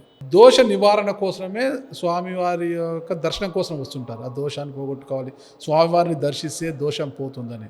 దోష నివారణ చేసే స్వామికి దోషం ఉంటుందా స్వామి? అంటే గ్రహణం రోజు ఇవన్నీ గుడిని మూత వేస్తుంటారు, మళ్ళా శుభ్రం చేసిన తర్వాతనే. అంటే స్వామివారికి దోషం ఉండదు, మనకి దోషం అని చెప్పి గ్రహణ సమయాల్లో మనం బయట తిరగకుండా ఇంట్లో జపతపాదులు చేసుకోవచ్చని అట్లాంటి కార్యక్రమాల దృష్ట్యా మనకి శ్రీవారి దేవాలయం గ్రహణ సమయంలో మూసివేయబడుతుంది.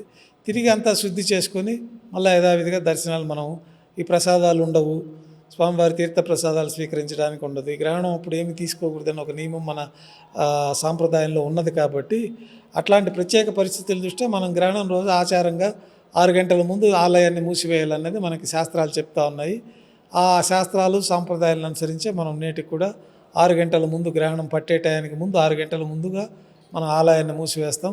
మనకి జనరల్గా కూడా గ్రహణం పట్టేదానికి 4-5 గంటల ముందుగానే ఆహారాన్ని స్వీకరించాలంటారు. గ్రహణం పూట గర్భిణీ స్త్రీలు బయట తిరగకూడదని, ఇవన్నీ ప్రాచీన మన భారత సాంప్రదాయాల్లో ఆ విధంగా ఉన్నది కాబట్టి ఆ సాంస్కృతిక సాంప్రదాయాలను అనుసరించి ఆ విధానాలన్నీ కూడా మనకి శాస్త్రాల్లో కూడా కొన్ని విషయాలు ఉన్నాయి కాబట్టి అవి ఇవి క్రోడీకరించి అందరూ ఆ విధానాలు పాటించుకుంటూ ఉంటారు. మనం అంటే మహిళలు తలనీలాలు ఇవ్వకూడదు తిరుమలలో అనేది బయట అంటుంటారు స్వామి, కానీ మహిళలు కూడా వచ్చేసి తలనీలాలు ఇస్తుంటారు కదా, అది కరెక్ట్ అంటారా గురుగారు? వారి వారి మొక్కుతలను బట్టి స్వామివారికి నీలాదేవే సాక్షాత్తు స్వామివారికి తలనీలాలు సమర్పించింది. స్వామివారికి చిన్న దెబ్బ తగిలి అక్కడ ఏదో తలనీలాలు లేకుండా ఉంటే తన జుట్టును పీకి స్వామివారికి సమర్పిస్తే ఆమెకు వరం ఇస్తారు. ఇట్లా భక్తులందరూ కూడా తలనీలాలు సమర్పిస్తే వాళ్ళకి సకల శుభాలు కలుగజేస్తాను అని చెప్పి ఆ యొక్క సాంప్రదాయాన్ని అనుసరించి ఆడవాళ్ళు కూడా ఇస్తుంటారు. ఇక్కడ అంటే 3 కత్తెలు ఇచ్చేవాళ్ళు 3 కత్తెలు ఇస్తారు. వాళ్ళు ప్రార్థన ఏ విధంగా అయితే చేసుకొని ఉంటారో ఆ ప్రార్థనాన్ని వాళ్ళు నెరవేర్చుకునే విధానంలో వారు పూర్తి తలనీలాలు సమర్పించడం జరుగుతుంది. కొంతమంది పూర్తిగా నిలువు దోపిడీ కార్యక్రమంలో వాళ్ళు మొక్కుంటారు. ఏదో బ్రహ్మాండమైన ఆపత్తు ఉన్నప్పుడు స్వామి ఆపత్తు గంటను గట్టెక్కితే నేను నిలువు దోపిడీ చేసుకుంటానని ఆ రోజు వాళ్ళ దేహం పైన ఏ ఆభరణాలు ఉన్నాయో మంగళసూత్రంతో సహా స్వామివారికే సమర్పిస్తారు. మళ్ళా సమర్పించి గుళ్ళో వచ్చి ఒక పసుపు దాడితో మంగళసూత్రం కట్టుకొని ఉండే మంగళసూత్రాన్ని స్వామివారికి సమర్పించి మళ్ళా తర్వాత లేదు వాళ్ళు కొత్తగా మంగళసూత్రాన్ని చేసుకొని వస్తే ఆ మంగళసూత్రం గుళ్ళో కట్టుకొని హుండీ ముందు పాత మంగళసూత్రాన్ని స్వామివారికి సమర్పించేది. ఇదంతా వాళ్ళ ప్రార్థన ఏ విధంగా మహిళలు కూడా తలనీలాలు ఇవ్వచ్చు మనకి ఇక్కడ సాంప్రదాయపరంగా ఇస్తున్నారు. ఓకే, అనాది నుంచి జరుగుతున్నది అది. అందరూ వాళ్ళు సంతోషంగానే ఉన్నారు, ఎలాంటి ఇబ్బందులు లేకుండా వాళ్ళ ప్రార్థనలు నెరవేరితేనే కదా వాళ్ళు ఇస్తారు. ఇదేదో ఫ్యాషన్ కోసం ఇచ్చేది కాదు కదా. వారు ఎంత ప్రీతిపాత్రమైన ఆ కేశాలను స్వామివారికి సమర్పించారంటే వాళ్ళకి ఎంత పరిపూర్ణ భక్తి విశ్వాసము స్వామివారి అనుగ్రహం పొంది ఉండబట్టే వారు వచ్చి అంత ప్రీతిపాత్రమైన అందానికి అత్యంత ముఖ్యమైన శిరోజాలని స్వామివారికి సమర్పించుకుంటూ ఉంటారు. స్వామి నాకు డౌట్ స్వామి, శైవాగమనం ప్రకారం కావచ్చు వైష్ణవాగమనం ప్రకారం కావచ్చు ఒకసారి దేవుడికి వాడిన పూలను మళ్ళీ వాడకూడదు స్వామి. కానీ ఇప్పుడు చాలా ప్రధాన ఆలయాల్లో కూడా దేవుడికి వాడిన పూలను అంటే పారే గంగలోనూ ఎక్కడైనా శుభ్రమైన ప్రాంతాల్లో పారవేయాలి, కానీ అలా వాడకపోతే దాన్ని మళ్ళీ రీసైక్లింగ్ చేసి అంటే దాంతో ఊదబత్తీలను తయారు చేసి మళ్ళీ స్వామివారికే ఊదబత్తీలను అంటిస్తున్నారు అని అంటున్నారు స్వామి. ఇది కరెక్ట్ అంటారా? మనకు ఆగమ శాస్త్రం ప్రకారము పారే నది దగ్గర కానీ ఒకసారి వాడిన పూలు మళ్ళీ నిర్యాలం అవుతాయి అంటారు. నిర్మాల్యం వాడకూడదు, నిర్మాల్యం అవుతాయి, వాడకూడదు. వాడకూడదు అనేది ఆగమ శాస్త్రాలు చెప్పారు. ఆ నిర్మాల్యం అయిన తర్వాత అయితే ఇది వేరే పుష్పాలు వీళ్ళు ఎక్కడో అలంకరణకి అక్కడ ఇక్కడ వాడిన పుష్పాలు ఏదో వాడుతున్నామని అంటున్నారు. నిర్మాల్యం అయితే మనకు మామూలుగా జనరల్గా వాడరు ఆగమ శాస్త్రాల ప్రకారం. అంటే ఇప్పుడు అలా తయారు చేసిన బత్తీలను కూడా ఈ తిరుపతి దేవస్థానం కొండపైన అమ్ముతున్నారు. నిర్మాల్యమైన పూలతో తయారు చేసిన బత్తీలను కూడా ఇక్కడ స్వామివారి పుష్పాలు వాడట్లేదని చెప్తున్నారు. ఓకే, అది బయట మనము ఇతరత్ర వాడిన పుష్పాలను తీసుకొని వాడుతున్నామనే మనకి ఇక్కడ జరిగింది. ఎక్కడ వాడినా కూడా ఇక్కడ బత్తీలు అమ్మితే ఇక్కడ దోషమే కదా స్వామి. అంటే ఇక్కడ స్వామివారికి టెంకాయ కొట్టిన తర్వాత ఊదబత్తీలు అంటిస్తుంటారు కదా, అంటే దేవుడికి మన దేవుడికి కలియుగ దైవానికి అంటించినట్టు వెంకటేశ్వర స్వామికి అంటించినట్టు అవి అలా ఎక్కడైనా స్వామి ఎక్కడ ఆలయంలో దేవుడు ఒకటే ఎక్కడ ఉన్నా కూడా. నేను చూడగా వెంకటేశ్వర ఇక్కడ వరదహస్తంతో ఇక్కడ ఉంటారనమాట. కొన్ని చోట్ల నేను అభయ వెంకటేశ్వర స్వామిని ఒక చోట చూశానని ఎక్కడ నేను గుర్తు రావడం. కొన్ని చోట్ల వాళ్ళు అక్కడ సాంప్రదాయపరంగా వాళ్ళు ఏదో అట్లా దానికి ఒక విశిష్టత ఉంటుంది, అట్లా ఉంటుంది అని సాక్షాత్తు స్వామివారి మటుకు ఇట్లే వచ్చినట్టే వరదహస్తమే. సర్వధర్మాన్ పరిచర్య మామేకం శరణం వ్రజ అహంతో సర్వపాపేభ్యో మోక్షయిష్యామి మా శుచః అని భగవద్గీతలో శ్రీకృష్ణుడు వాళ్ళు అర్జునుడికి చెప్తారు. అన్ని ధర్మాలను వదిలి నా పాదాలు శరణు కోరిన వాడికి వారికి నేను మోక్షాన్ని ప్రసాదిస్తాను, వారి కష్టసుఖాలన్నీ నేనే చూసుకుంటానని చెప్పి. కానీ మీరు అన్నారు స్వామి ఆయన కష్ట సుఖాలు చూసుకుంటారు అండాదండ కూడా వరదహస్తం అని మీరు అంటున్నారు. చాలామంది ఏమంటారు అంటే అభయహస్తం వరాలు ఇస్తారని, ఇక్కడికి వెళ్తే మాత్రం ఆయన త్యా అని ఉండేటని లాక్కుంటారు స్వామివారు. ఆయన ఇలా చేయబెట్టింటారు, ఒకచోట ఇలా పెట్టింటారు అభయహస్తం అంటుంటారు స్వామి. ఎట్లున్నా స్వామివారికి వాళ్ళ ప్రార్థనల ప్రకారమే సమర్పించుకుంటారు, కానీ స్వామివారి వాళ్ళని డిమాండ్ చేయరు కదా. కరెక్ట్. వారి కష్టసుఖాలు వారి ఇబ్బందులను బట్టి వారికి అది నెరవేరితేనే వాళ్ళు వచ్చి ఇక్కడ వేసుకుంటున్నారు, కానీ వాళ్ళు ఏదో మొక్కుబడి చేసుకున్నది స్వామివారు ఎప్పుడు నాకు ఇది ఇవ్వండి అని అడగలేదు కదా. ఇప్పుడు కూడా అందరికీ వరాలు ఇస్తూ కోరిన వారికి వరాలు ఇస్తూ అందరికీ ధైర్యాన్ని నింపుతూ ఒక కలియుగ దైవంగా ఉన్న వెంకటేశ్వర స్వామి ఏమి చేసినా కూడా ఎప్పుడు ఏదో ఒక విమర్శలు వస్తూనే ఉంటాయి స్వామి. నిన్నటి నుంచి మళ్ళీ పరకామ అనేది మళ్ళీ ఒక ఇష్యూ అయింది, మళ్ళీ పరకామ ఇష్యూ, పాత ఇష్యూ మళ్ళీ దోరుతున్నారంట. ఎప్పుడు ఏదో ఒకటి చర్చ జరుగుతూనే ఉంటుంది తిరుమల తిరుపతి దేవస్థానం గురించి. ఎందుకంటారు స్వామి? ఇవన్నీ ఏదో జరుగుతూ ఉంటాయి, అవన్నీ దైవ నిర్ణయము.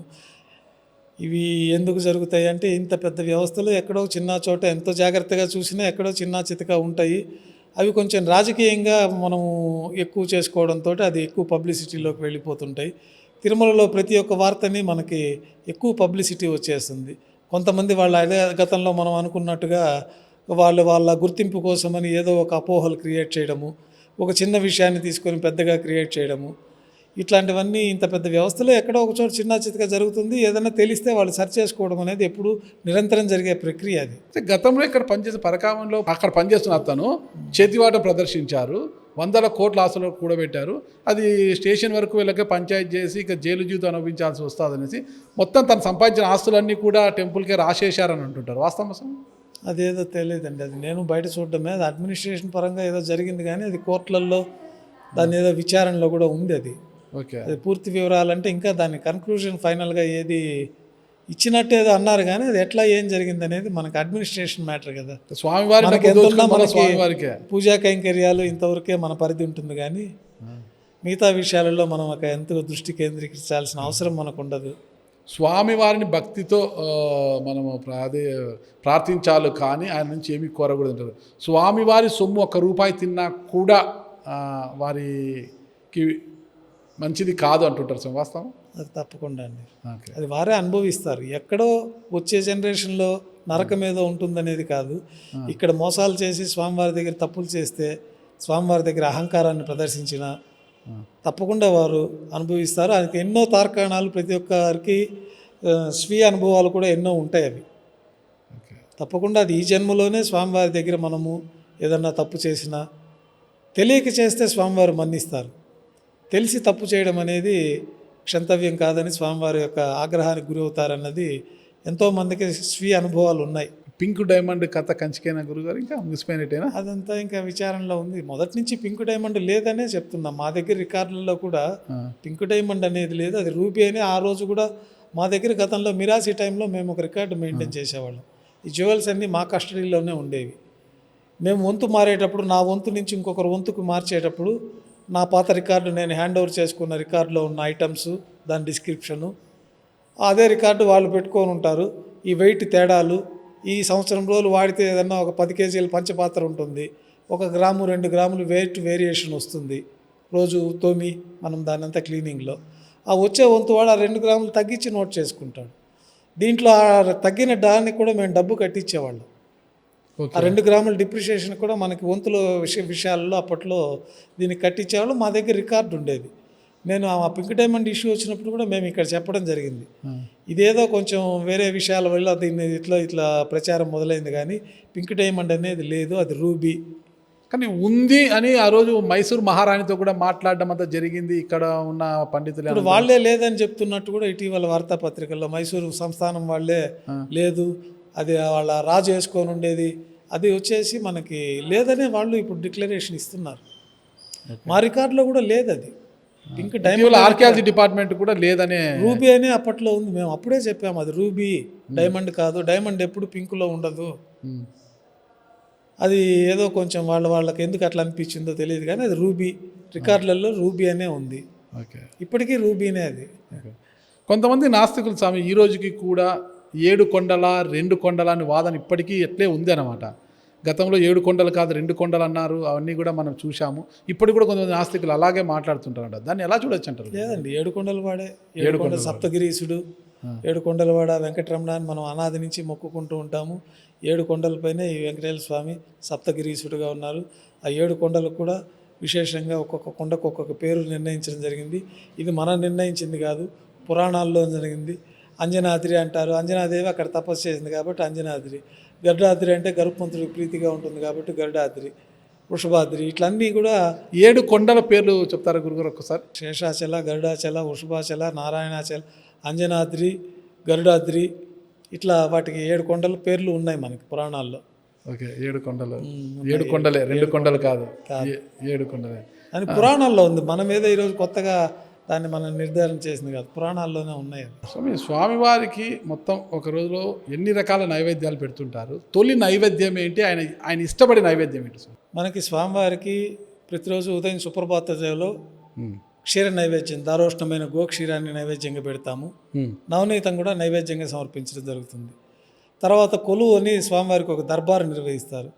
ఆ దర్బార్లో నువ్వుల పొడి, బెల్లం పొడి, సొంటి కలిపిన ప్రసాదాన్ని కూడా మనం నైవేద్యంగా, కొలువు ప్రసాదంగా నైవేద్యం పెడతాం. తర్వాత ప్రాతకాల నైవేద్యాల్లో స్వామివారు మొట్టమొదటి భూలోకంలోకి వచ్చినప్పుడు ఒకళ్ళు మాత అమ్మవారి చేత పెరుగన్నాన్ని స్వీకరిస్తారు. కాబట్టి అందుకు ప్రతీకగా మనం మాతృప్రసాదం అనేసి ఇప్పుడు మాత్ర అంటాము, అంటే పెరుగన్నం. ఆ పెరుగన్నాన్నే మొట్టమొదటిగా స్వామివారికి గర్భాలయంలోకి స్వామివారి ముందుగా వచ్చే ప్రసాదం అదే. నేటికి కూడా ఆ పెరుగన్నాన్నే మొట్టమొదటిగా గర్భాలయంలోకి వస్తుంది. తర్వాత శుద్ధాన్నము, ఈ ప్రత్యేకమైన స్వామివారికి ప్రీతిపాత్రమైన లడ్డు వడ, ఈ ప్రసాదాలు గర్భాలయం లోపల పెడతాం. గర్భాలయం బయట ఈ యొక్క పులిహోర, తర్వాత మిరియాల పొంగలి, చక్కెర పొంగలి, బెల్లం పొంగలి, కదంబము, మాత్ర, దద్దోజనము, ఇట్లాంటి ప్రసాదాలన్నీ కూడా మనము బయట, ఇదివరకు దానికి ప్రసాదాలకి డబ్బు కడితే నివేదన చేసేవాళ్ళు. దానికని ఒక డబ్బులు కడతారు కొంతమంది. ఈరోజు పొంగల్ ప్రసాదానికి డబ్బు కడితే పొంగల్ ప్రసాదం వాళ్ళ తరఫున వేసి నైవేద్యం చేసి కొంత వాళ్ళకి ఇచ్చేవాళ్ళు. ఇప్పుడు దేవస్థానమే, సర్కారే, మన తిరుమల తిరుపతి దేవస్థానం దిట్టం ఒకటి ఉంది. ఏ టైంలో ప్రాతకాల నైవేద్యానికి ఎన్ని కిలోల అన్నప్రసాదాలు పెట్టాలి, ఏ ప్రసాదాలు పెట్టాలి, ఆ దిట్టం ప్రకారమే నేటికి స్వామివారికి నైవేద్యంగా మనం ప్రసాదాలు సమర్పిస్తూ ఉంటాం. ఉదయం నైవేద్యంలో మనకి మాతృప్రసాదం పెరుగన్నము, వెన్న కలిపినది పెరుగన్నం ప్రసాదము, శుద్ధాన్నము, లడ్డు వడ లోపల నైవేద్యము, కులశేఖర పొడి బయట పొంగలి, చక్కెర పొంగలి, దద్దోజనము, పులిహోర ఇత్యాది ప్రసాదాలన్నీ ప్రాతకాల నైవేద్యంగా ఉంటాయి. మధ్యాహ్నం పూట మళ్ళా దద్దోజనము, కదంబము, ఇతర అన్న ప్రసాదాలన్నీ కూడా నైవేద్యంగా సమర్పిస్తాం. శుద్ధాన్నము, ఇవన్నీ నైవేద్యంగా మనం పెడుతూ ఉంటాము. అంటే స్వామివారికి ఇష్టమైన నైవేద్యం ఏంటి? నైవేద్యం మనకు పెరుగన్నమే. పెరుగన్నమే మొత్తం మీద. అంటే చాలా మాతృప్రసాదం అంటారు. తిరుమల లడ్డు తినాలంటే చాలా అంతకు మించిన మధురం ఇంకొకటి ఉండదు. అంటే చిన్న లడ్డుకి, కళ్యాణం లడ్డుకి, లావు లడ్డుకి చాలా తేడా ఉంటుంది స్వామి. రుచి కూడా తేడా వస్తుంది స్వామి. ఎందుకంటారు చిన్న లడ్డులో లేని రుచి పెద్ద లడ్డులో ఎందుకు వస్తుంది అంటారు? ఆ రుచి కళ్యాణం లడ్డు అని మనకు ప్రత్యేకంగా ఒక దిట్టాన్ని ఏర్పరిచారు. మొదట లడ్డు మనకి మొదట బూందీ, చక్కెర ప్రసాదమే ఇక్కడ ఉండేది, కలకండ ప్రసాదం ఉండేది. తర్వాత ఈ మహంతుల పరిపాలనలో బూందీ ప్రసాదం స్వీట్ ఇష్టం కాబట్టి స్వామివారికి బూందీ కలిపిన, చక్కెర బూందీ కలిపి ఆ బూందీ ప్రసాదాన్ని ఇచ్చేవాళ్ళు. తర్వాత మనకు కళ్యాణాలు ఎప్పుడైతే ప్రారంభమైందో అప్పటి నుంచి లడ్డూ ప్రసాదం ఆరంభమైంది, ఈ లడ్డు వడ.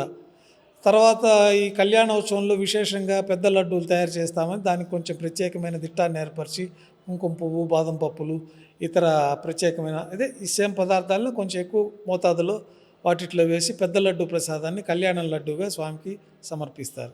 ఈ చిన్న లడ్డూకి పెద్ద లడ్డూకి రుచిలో కొంచెం వ్యత్యాసం ఉంటుంది. దాంట్లో బాదం పప్పు, జీడిపప్పు అన్నీ కలిసి ఉంటాయి. బాదం పప్పు స్పెషల్గా కలుస్తుంది. చిన్న లడ్డూలో జీడిపప్పు మాత్రం, జీడిపప్పు, కలకండ, చక్కెర సంబంధించిన యాలకులు ఇవన్నీ కలిసి ఉంటాయి. దాంట్లో కుంకుమ పువ్వు కూడా కొంచెం మిళితమై ఉంటుంది. కాబట్టి పెద్ద లడ్డూకి కొంచెం విశేషమైన రుచి కూడా ఉంటుంది. స్వామివారికి జిలేబీ పెడతారు కదా స్వామి, అది ఏ రోజు ఇస్తారు? అసలుకి దాని రుచి ఏంటి? అసలుకి చాలా చాలా ఇష్టపడుతుంటారు భక్తులంతా జిలేబీ. కానీ ఆ వడ అనేది నములుతూ ఉంటే ఎంత నమిలితే అంత రుచి వస్తుంటుంది. ఏమిటి వాటి ప్రత్యేకం స్వామి? స్వామివారికి ఇక్కడ విశేషంగా తిరుమల క్షేత్రంలో ఇంత పవిత్రమైన జలాల నడుమ, పవిత్రమైన దివ్య శక్తివంతమైన ఈ తిరుమల క్షేత్రంలో తయారైన ప్రసాదాలు ఆ రుచే వేరుగా ఉంటాయి. ఎందుకంటే ఈ జలాలు పరమ పవిత్రమైంది, ఈ ప్రదేశము, ఈ గాలి, ఈ వాతావరణము, ఇక్కడంతా కూడా స్వామివారి యొక్క అదృశ్య శక్తి ఉంటుంది. అటువంటి పవిత్రమైన ఈ ప్రదేశంలో ఇదే వంట వాళ్ళు వేరే చోట చేస్తే కూడా ఈ టేస్ట్ రాదు. ఓకే. కాబట్టి మనకి ప్రత్యేకంగా ప్రసాదాలు తేనెతొళ్ళ అని చెప్పి ఈ జిలేబీ మనకి గురువారం నాడు స్వామివారికి విశేషంగా నైవేద్యంగా సమర్పిస్తారు. ఆ జిలేబీ ప్రసాదం కూడా మనకి దాన్ని బెల్ల పాకంలో నానబెట్టి ఈ మైదా పిండితో చేసి విశేషంగా గురువారం నాడు ఒక ఆర్జీ సేవ తిరుప్పావడ జరుగుతుంది. ఆ భక్తులందరికీ కూడా ఆ తిరుప్పావడ జరిగినప్పుడే ఈ ప్రసాదం తయారు చేస్తారు. ఇప్పుడు తిరుప్పావడ లేదంటే మామూలుగా పులిహోర, పెరుగన్నము, దద్దోజనము ఇట్లాంటి ప్రసాదాలే నైవేద్యంగా పెడతారు. ఈ వడ యొక్క రుచి ఏంటి సార్? అంతా వడ కూడా ఇక్కడ మనకి విశేషంగా తిరుమల క్షేత్రంలో ఒక విధానం అనేది అనాది కాలం నుంచి ఉంది. ఆ విధానంలో ఆ మినుములతోటి ప్రత్యేకంగా రుబ్బి ఆ వడను తయారు చేయడం, మరీ మెత్తగా రుబ్బకుండా పలుకులుగా ఉండేటట్టు రుబ్బి ఆ ప్రత్యేకమైన విధానాల ద్వారా ఇక్కడ వడ తయారు చేయడం ద్వారా స్వామివారికి నైవేద్యం పెట్టడంతో ఆ వడకి అత్యంత రుచి అత్యంత ప్రాశస్త్యం కూడా ఏర్పడింది. స్వామివారు అందరినీ హక్కున చేర్చుకుంటారు, అందరినీ ఆశీర్వదిస్తారు తప్పితే ఎవరిపైన ఆగ్రహించారు. అలాంటి కొంతమంది ముడుపు కట్టి అంటే తలనీళ్ళు ఇస్తాను, ఇంకొకటి ఏదైనా కోరి పెడితే ఇది ఇస్తానని ముడుపు కట్టిండట. అది ఆ ముడుపు చెల్లించుకోకపోతే ఆగ్రహిస్తారంటుంటారు స్వామి. అంటే దాన్ని నమ్మచ్చంటారా? లేదంతా వారి వారి విశ్వాసం అండి. స్వామివారికి ఒక మాట ఇచ్చినప్పుడు ఆ మాట మీద ఉండాలన్నది జనరల్గా ఉంటుంది. అయితే స్వామివారు అట్లా వారికి ఇవ్వనంత మాత్రాన వాళ్ళ మీద కక్ష పెట్టుకుంటారన్నది ఎప్పుడు స్వామికి ఆ విధమైన కక్ష ఎప్పుడు ఉండదు. అది మన మనోభావం చేత మనం ఒక మాట ఇచ్చాం కాబట్టి స్వామివారికి అనుగ్రహాన్ని పొందాం కాబట్టి చెల్లించుకోవడమే కానీ స్వామివారు ప్రతీకారం తీర్చుకుంటారన్నది ఎప్పుడు ఉండదు. అహంకారంతో ఉన్నప్పుడు వారి వారి పర్యవసాన అహంకారం కూడా ఎందుకు వస్తుంది అంటే అదంతా వారి వారి జాతక రీత్యా వారి వారి యోగ రీత్యా అది జరుగుతూ ఉంటాయి. ప్రతి మానవుడికి కొన్ని సందర్భాల్లో కొన్ని జరగాలని వారి పూర్వజన్మ దీనివల్ల కర్మ ఫలితాల వల్ల అవి జరగాల్సిందే. అయితే మన స్వామిని నమ్ముకున్నప్పుడు దాని తీవ్రత తగ్గుతుంది. పూర్తిగా తీసేస్తే ఇంకా మిగతా వ్యవస్థలన్నీ కూడా సక్రమంగా ఉండవు కదా. అందరూ 100 ఏళ్ళు 1000 ఏళ్ళు బతికి అందరూ కోటీశ్వరులు అయిపోతే స్వామివారిని కోరుకోగానే వారికి గత జన్మ కర్మ ఫలాలు అనేవి ఉంటాయి. గత జన్మలో దాన ధర్మాదులు చేసి వారంతా సక్రమంగా ధర్మంగా నీతిగా నిజాయితీగా ఉన్న వాళ్ళకి స్వామివారి అనుగ్రహంతో ఈ జన్మలో మంచి అభివృద్ధి కనపడవచ్చు. అట్లా గత జన్మాలు అనేది మనకు ఉంటుంది కదా. మన ఆగమ శాస్త్రాలు కానీ మన జ్యోతిష్క గ్రంథాలు కానీ మన శాస్త్రాలంతా కూడా సాంప్రదాయంలో అవన్నీ ఉన్నాయి. అవన్నీ ఖచ్చితంగా మనం నమ్మాల్సిందే. ఆ యొక్క కర్మ ఫలితాలే ఈ జన్మలో మనకు ఉంటాయి. వాటి తీవ్రతను తగ్గించడానికి స్వామివారిని ప్రార్థన చేసుకుంటారు. స్వామివారిని రోజు దర్శించుకుంటుంటారు స్వామి, కానీ గురువారం మాత్రము నిజరూప దర్శనం ఏదో ఉంటుందట. స్వామివారికి నిజరూప దర్శనం ఉంటుంది గురువారం అంటారు. అట్లా తీసుకుంటే మనం సోమవారం నుంచి మరి ఆదివారం వరకు రోజువారీ దర్శనాలు ఏ రూపంలో ఉంటారు స్వామి? మనకి శుక్రవారం నాడు స్వామివారి ఆవిర్భవించిన శిలా స్వరూపాన్ని మనం దర్శించుకోవచ్చు. స్వామివారి కిరీటంతో యజ్ఞోపవీతంతో బంగారు పీతాంబరంతో తర్వాత భుజములందు నాగాభరణాలు చేతి వేళ్ళకి ఉంగరాలు స్వామివారి యొక్క పాదాలకు కూడా గోళ్ళ చేతులకి పాదాల వేళ్ళకు కూడా ఉంగరాలు ఉంటాయి. కటిహస్తము వరదహస్తము దాంట్లో కంకణాలు ఇవన్నీ కూడా మన అర్చావతార స్వరూపంలో ఏ విధంగా ఉన్నాయో ఆ నమూనాతోటి మనము ఈ బంగారు ఆభరణాలు తయారు చేయించి భక్తులు స్వామివారికి ఇస్తారు. ఆభరణాలన్నీ సమర్పణలో ఉంటాయి. శుక్రవారం నాడు మటుకు మనం ఈ అభిషేకం అప్పుడు స్వామివారి యొక్క అర్చావతార శాలిగ్రామ శిలా స్వరూపాన్ని ఏ విధంగా అయితే స్వామివారు ఉన్నారో ఆ పూర్తి స్వరూపాన్ని మనం దర్శించుకోవచ్చు. ఆ రోజు అభిషేకం అప్పుడు స్వామివారికి ఒక పీతాంబరం మనకు ఒక చిన్న శ్వేత వస్త్రంతో అలంకరణ చేసి అభిషేకం జరుగుతుంది. ఈ అభిషేకంలో వక్షస్థలంలో మహాలక్ష్మి అమ్మవారిని కూడా మనం దర్శించుకోవచ్చు. తర్వాత అభిషేకం పూర్తయిన తర్వాత స్వామివారికి నిజపాద దర్శనం అనే ఒక అలంకారం ఉంటుంది. ఒళ్ళంతా శుభ్రపరిచి స్వామివారికి నీరు తిరుమని కాపోని ముఖాన బుట్టు లేకుండా ఎప్పుడు దర్శనం ఉండదు. కాబట్టి ఇక్కడ పల్చగా ఈ పచ్చకర్పూరంతో నీరు తిరుమణి అని ఒక తిరుమణి నామాన్ని ఏర్పరిచి స్వామివారి యొక్క నేత్రాలంతా చూసుకుంటూ స్వామివారి యొక్క పాదాలంతా కూడా కనపడే విధంగా దోవతి ఉత్తరీయము శ్రీవత్సము కౌస్తుభము నాగాభరణ వడ్డాణం మాత్రమే అలంకారంలో ఉంటుంది. అది నిజపాద దర్శనంగా ఉంటుంది. తర్వాత ఎప్పుడు పాదాలు దర్శించుకోలేము. శుక్రవారం నాడు అభిషేకం అనంతరం మాత్రమే మనం స్వామివారి పాదాలను దర్శించుకోవచ్చు. మిగతా అప్పుడంతా బంగారు కవచాలు తులసి దళాలతో మనం అర్చన చేస్తాము. ఆ తులసితో కప్పబడి ఉంటుంది. గురువారం స్వామి గురువారం నాడు మనకి శుక్రవారం అభిషేకం ఏర్పాట్లో భాగంగా గురువారం వరకు అన్ని పూర్తి ఆభరణాలతో ఉంటారు. గురువారం తెల్లవారితో మనకు ప్రాతకాల ఆరాధనలు పూర్తి అయిపోయిన తర్వాత స్వామివారి నేత్రాలు కనిపించే విధంగా నామాన్ని అర్ధభాగం తొలగిస్తాం. రెండు వైపులా ఒక అర్ధ భాగాన్ని తొలగించి స్వామివారి నేత్రాలు కనిపించే విధంగా అలంకారం చేయడము. ఈ గురువారము స్వామివారికి సమర్పించిన ఆభరణాలన్నీ కూడా సడలింపు అంటారు. అంటే స్వామివారి నుంచి అవన్నీ వేరు చేసి తీసుకు భద్రపరచడం. స్వామివారు ఆ రోజు ఉత్తరయము దోవతితోటి ఈ శ్రీవత్సము కౌస్తుభము ఉత్తరయము దోవతి నేత్ర దర్శనంలో అలంకారంలో మనం దర్శించుకోవచ్చు. ఆ రోజు రాత్రి పూలంగి దర్శనం అని చెప్పి స్వామివారి దివ్యమంగళ స్వరూపం అంతా కూడా మనం పూలతో అలంకరిస్తాం. ఈ రకంగా మనకి గురువారం నాడు ఉదయం నేత్ర దర్శనము, సాయంకాలం పూలంగి దర్శనము, శుక్రవారం రోజు నిజరూప దర్శనము, ఆ రోజు అభిషేకం అయిన తర్వాత నిజ పాద దర్శనము, తర్వాత ఆభరణాలతోటి విశ్వరూప దర్శనము. విశ్వరూప దర్శనం అంటే పుష్పాలంకరణ లేకుండా ఉండేది, సుప్రభాత సేవలో మాత్రమే దర్శించుకుంటాం. తర్వాత ప్రాతకాలంలో 6 గంటల తర్వాత దర్శించుకునే దర్శనం అంతా కూడా పుష్పాల అలంకరణలో ఉంటుంది. ఈ ప్రత్యేక సేవలు అంటూ విశిష్ట సేవలు ప్రత్యేక సేవలు ఏ రోజు ఏమేమి ఉంటాయి స్వామి? మనకి స్వామివారికి మంగళవారం నాడు అష్టదళ పాద పద్మారాధన అని బంగారు పుష్పాలతోటి అర్చన జరుగుతుంది. అది మంగళవారం నాడు విశేష సేవగా ఉంటుంది. మిగతా శుక్రవారం నాడు ఈ యొక్క అభిషేకము, ఈ యొక్క వస్త్రం సేవలని అదొక సేవలు మూలవర్లకు సంబంధించింది. ప్రతిరోజు తోమాల సేవ, సుప్రభాత సేవ, తోమాల సేవకు టికెట్లు ఉంటాయి. స్వామివారికి ఉపచారాలు సమర్పించడము, స్వామివారికి పుష్పమాలికలు సమర్పించడము, తర్వాత సహస్రనామార్చన అర్ధగంట సేపు స్వామివారి 1000 నామాలు జరుగుతూ అర్చన జరుగుతుంది. అది కూడా టికెట్గా సేవగా ఉంది. తర్వాత గురువారం నాడు తిరుప్పావడి సేవ విశేషంగా జరుగుతుంది. అన్నకూటోత్సవం అంటారు. ఈ ప్రపంచమంతా సుభిక్షంగా ఉండాలి, ఆహార లోటు ఎవరికి ఉండకూడదని చెప్పి అన్నకూటోత్సవం అని చెప్పి అన్నాన్ని రాశిగా పోసి పెద్ద సుమారు 450 కిలోల పరిణామంలో పులిహోరని తయారు చేసి అలంకరించి మనం దేవుడికి ఈ నేత్ర దర్శనం, స్వామివారి స్వరూపం, నేత్రాలు దృష్టి దాని మీద పడేటట్టు ఏర్పాటు చేసుకొని ఈ యొక్క అన్నకూటోత్సవాన్ని కూడా తిరుప్పావడి సేవగా చేస్తాము. ఇక మంగళవారం నాడు అష్టదళ పాదపద్మారాధన, గురువారం నాడు తిరుప్పావడి సేవ, తర్వాత శుక్రవారం నాడు అభిషేకము. ఇవి స్వామివారికి. ఈ అర్చన ఇవన్నీ కూడా ఇంకా రెగ్యులర్. అర్చన, తోమాల సేవ ఇది ప్రతిరోజు సుప్రభాతం ఇదంతా. సుప్రభాతం ఇవన్నీ ఆర్జిత సేవల కింద టికెట్ తీసుకుంటే భక్తులు దర్శించుకోవచ్చు. ఓకే, ఫైనల్గా తీసుకుంటే స్వామి, మనకి ఇక్కడ ఈ ఇంట్లో మన ఇంటికి ఉంటాం. ఇప్పుడు మా ఇంటికి మాకు మునీశ్వరుడు ఇంటి దేవుడు అంటారు. మరి అయితే ఏడుకొండల స్వామిని కూడా ఎక్కువ కొలుస్తుంటాం అన్నమాట. అంటే ఎవరికి ఇంటి దేవుడు ఏదైనా ఇంటి ఇల్లువేలుపు ఎవరైనా కూడా ఏడుకొండల స్వామిని ఎక్కువ ఆరాధిస్తుంటారు స్వామి. అంటే ఏడుకొండల స్వామి విగ్రహానికి ఇంట్లో ఫోటో కాటి విగ్రహాలు, కొంతమంది పెద్ద విగ్రహాలు కూడా పెట్టుకుంటున్నారు ఇంట్లో. అంటే ప్రత్యేకంగా ఏడుకొండల స్వామి ఫోటోను కానీ విగ్రహాన్ని ఇంట్లో పెట్టుకుంటే పూజా విధానం ఎలా ఉండాలంటారు అసలు? మన పూజా విధానం మనం ఏ విధంగా చేసుకుంటామో అదే విధంగా స్వామివారికి పొద్దున్నే శుచి శుభ్రంగా ఉండడం. ఎప్పుడన్నా ఇంటి దేవత కులదేవతలు ఉంటారు, వాళ్ళకి ప్రథమ ప్రాధాన్యత ఉంటుంది. వారి కులదేవత వెంకటేశ్వర స్వామి అయితే వెంకటేశ్వర స్వామి ఉంటుంది. ఇంకొక వేరే దేవతామూర్తులు అయితే ఆ దేవతామూర్తులకి వాళ్ళు ఆరాధన చేసుకుంటూ ఉంటారు. పెళ్ళిళ్ళు, శుభ కార్యక్రమాలప్పుడు ఇంటి దేవతకి పెట్టుకుంటారు. కొంతమందికి గ్రామ దేవతలు ఉంటాయి, కొంతమందికి అక్కగారులు ఉంటారు, వారికి పొంగళ్ళు పెట్టుకొని కార్యక్రమాన్ని ప్రారంభిస్తుంటారు.